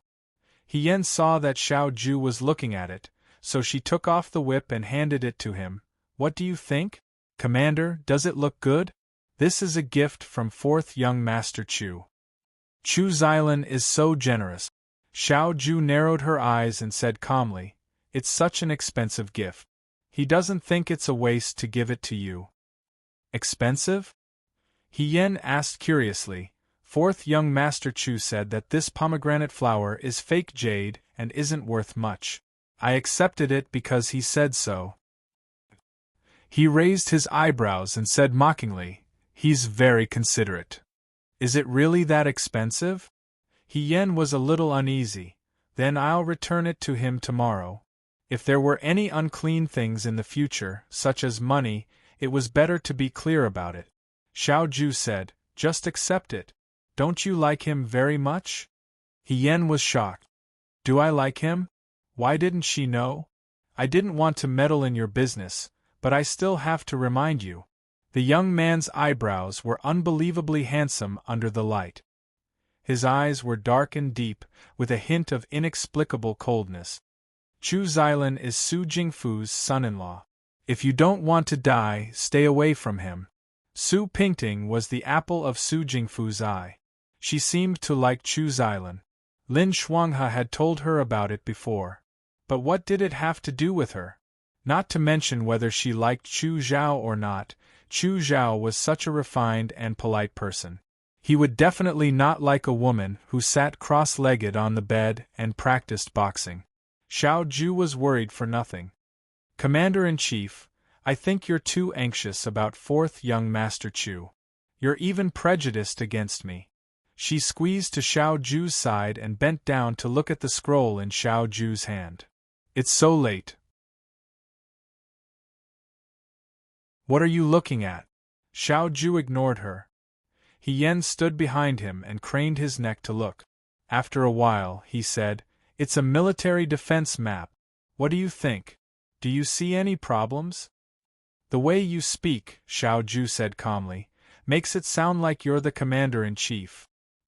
Yen immediately withdrew his hand from his shoulder and moved a stool to sit beside him. He said, "I'm just too concerned.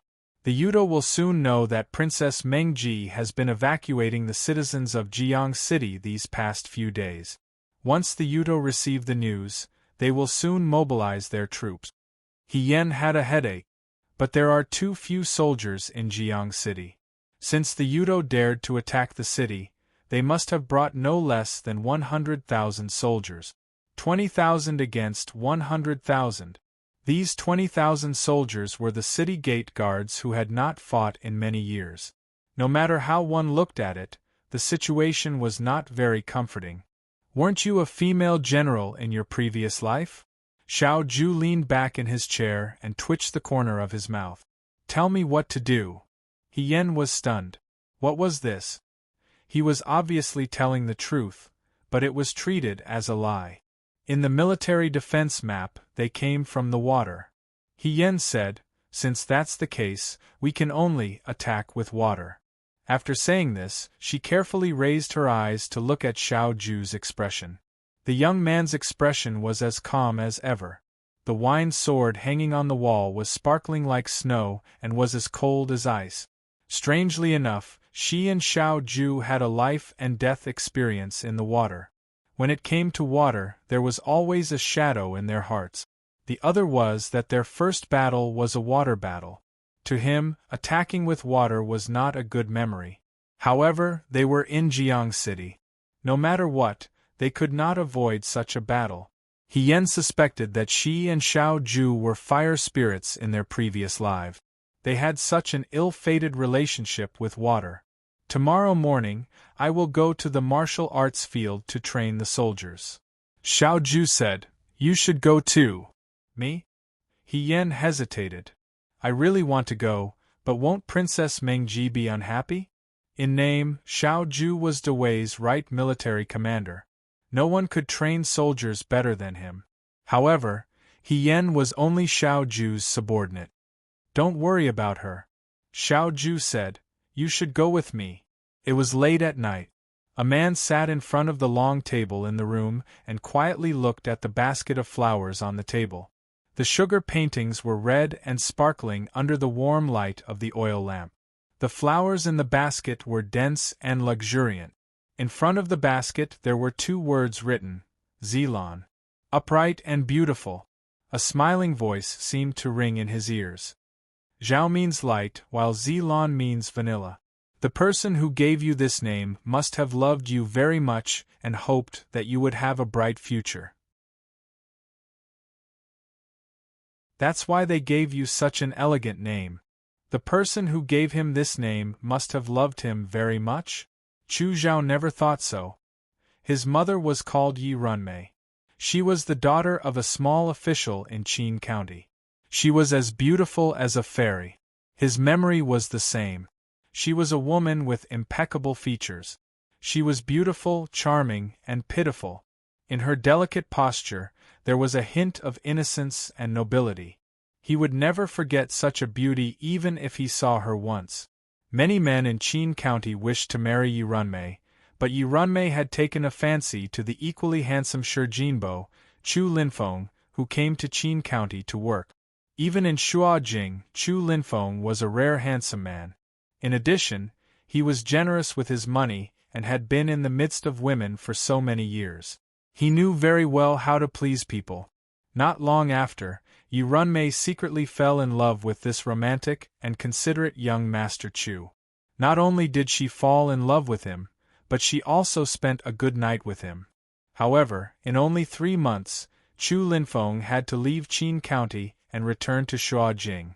Before leaving, Chu Linfeng told Yi Runmei that he would come back to marry her. At that time, Yi Runmei was immersed in her dream of waiting for her sweetheart to marry her.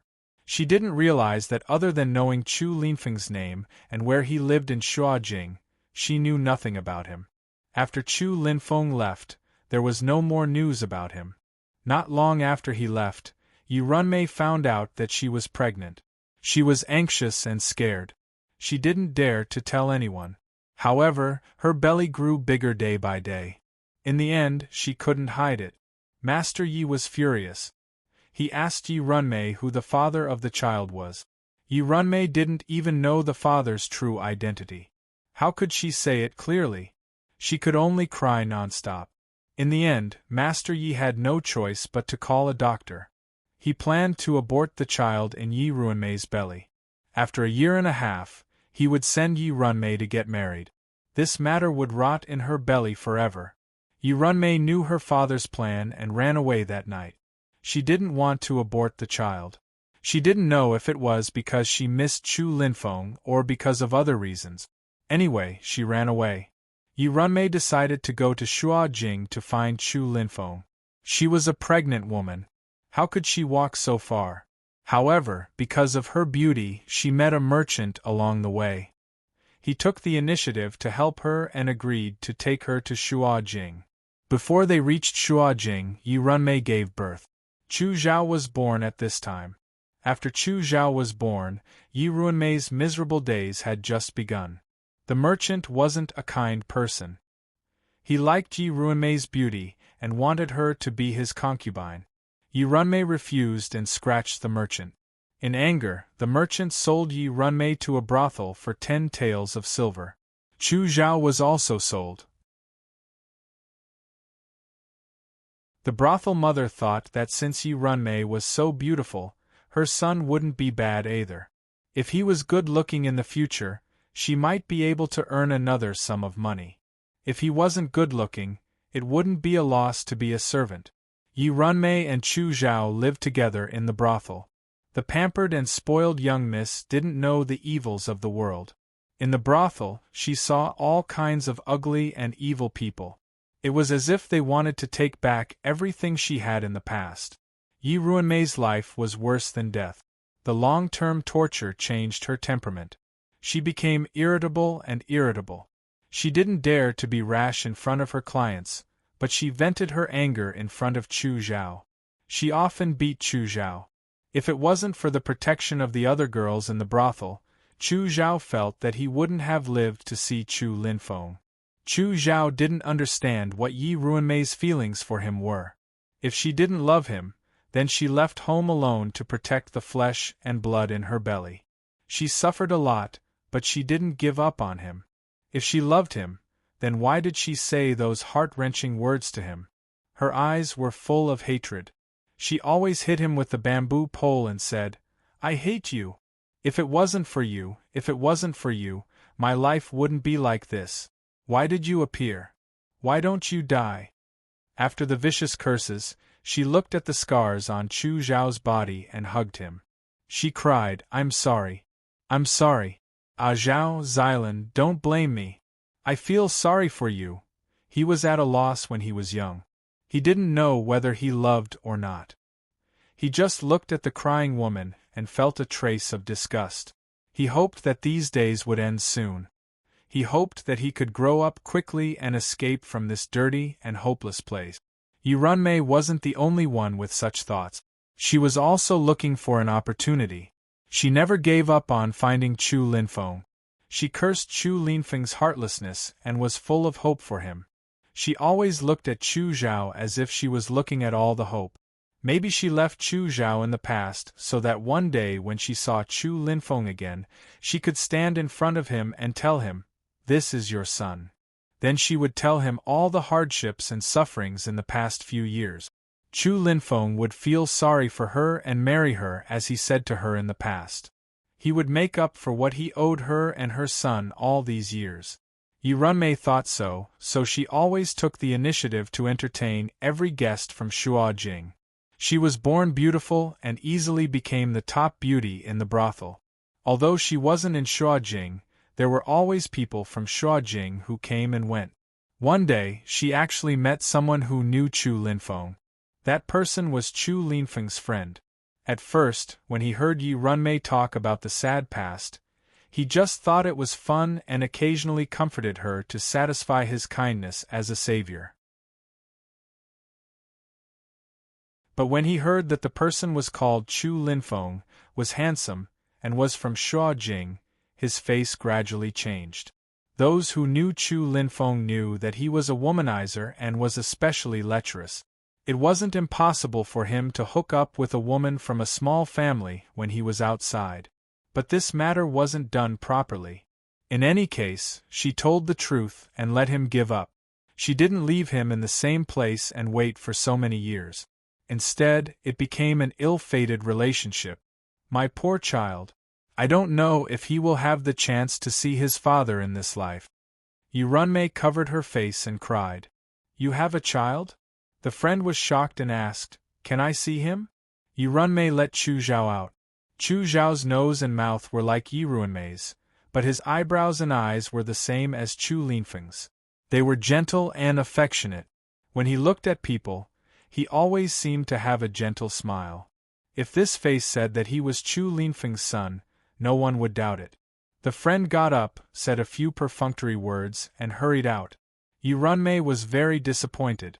When the friend returned to Shuajing, the first thing he did was to find Chu Linfeng at Count Shijin's residence and ask him if he had a brief relationship with a beauty many years ago in Qin County. Chu Linfeng thought for a long time and finally vaguely remembered that it was a very beautiful woman. Unfortunately, she was a little stupid and believed everything he said without a doubt. That woman is now living in a brothel, the friend said. She even gave birth to a son for you. I've seen that child. He looks very similar to you and is very beautiful. This was out of Chu Linfeng's expectations. Madame Chu was ugly and had never cared about his affairs outside. Thus, he was happy and at ease.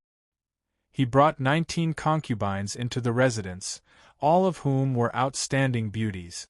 Unfortunately, Madame Chu only had one condition. He could take concubines, but the child had to crawl out of her womb. Madame Chu gave birth to 3 children. Chu Linfeng didn't have much interest in having more children, so he felt that it was enough. His only regret was that none of his 3 sons had inherited his looks. Their looks were mediocre. He knew that his colleagues and friends were laughing at him behind his back. He had been greedy for good looks all his life, but unfortunately, his sons were mediocre and not attractive enough.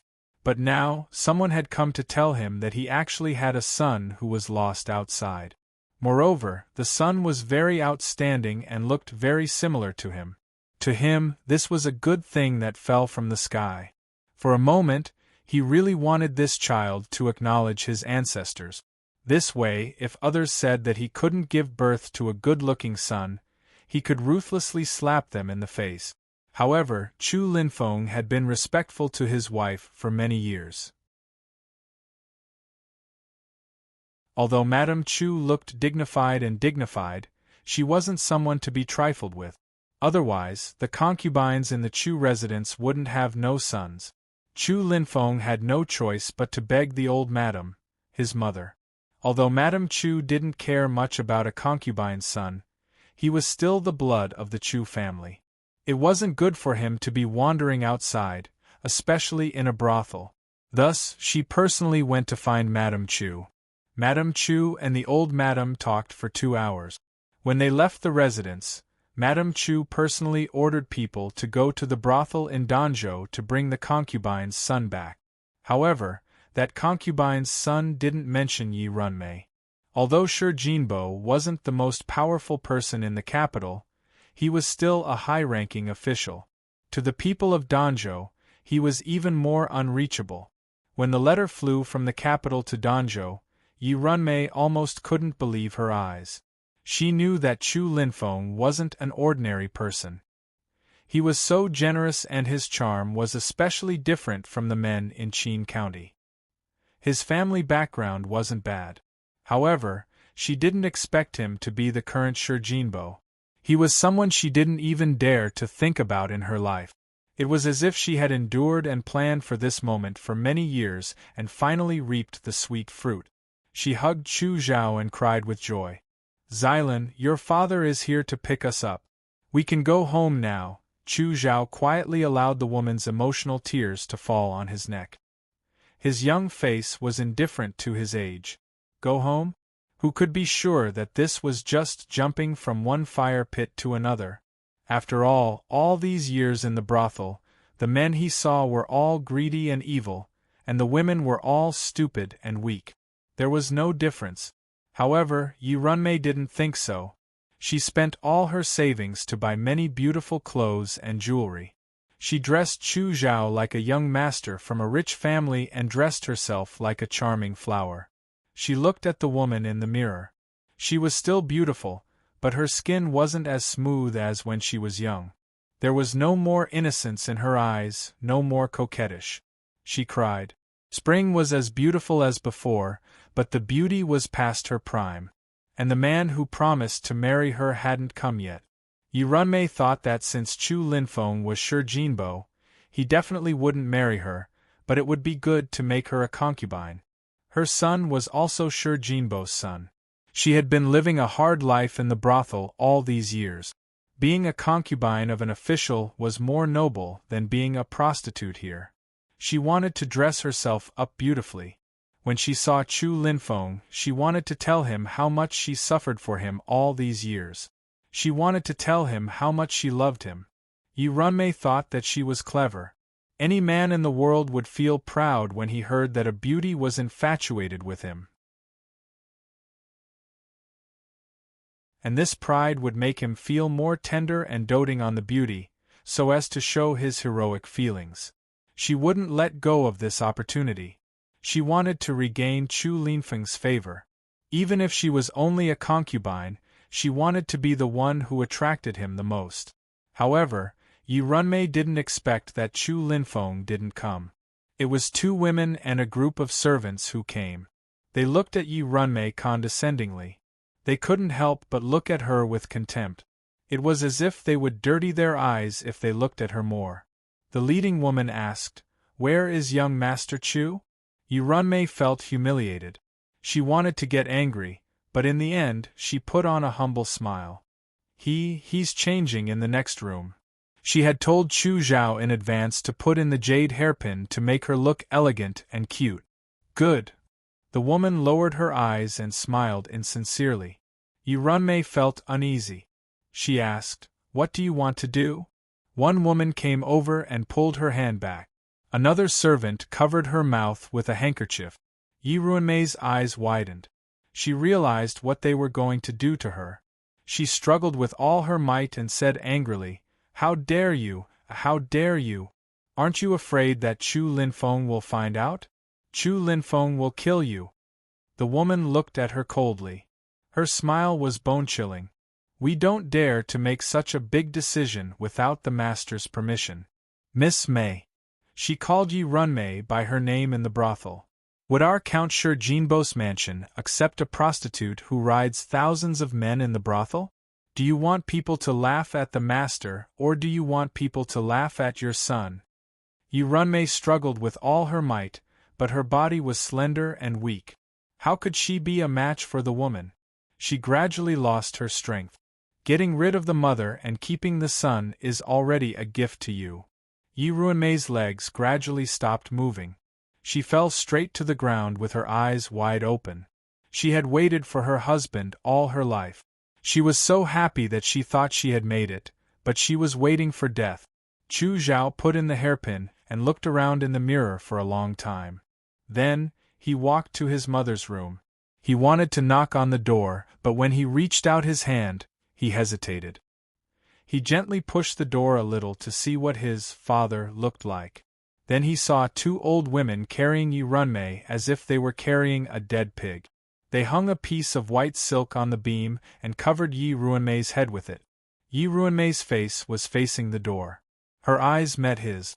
Surrounded by pearls and jade, beautiful snow and red makeup, holding hatred toward the netherworld, unwilling to close her eyes even in death.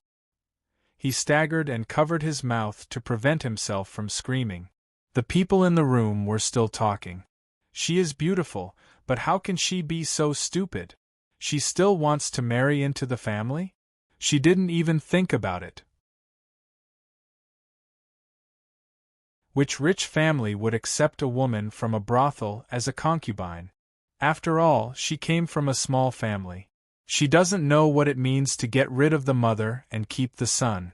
If she had stayed in Qin County, she wouldn't have lost her life. Tsk, she's just greedy. Chu Zhao slowly retreated.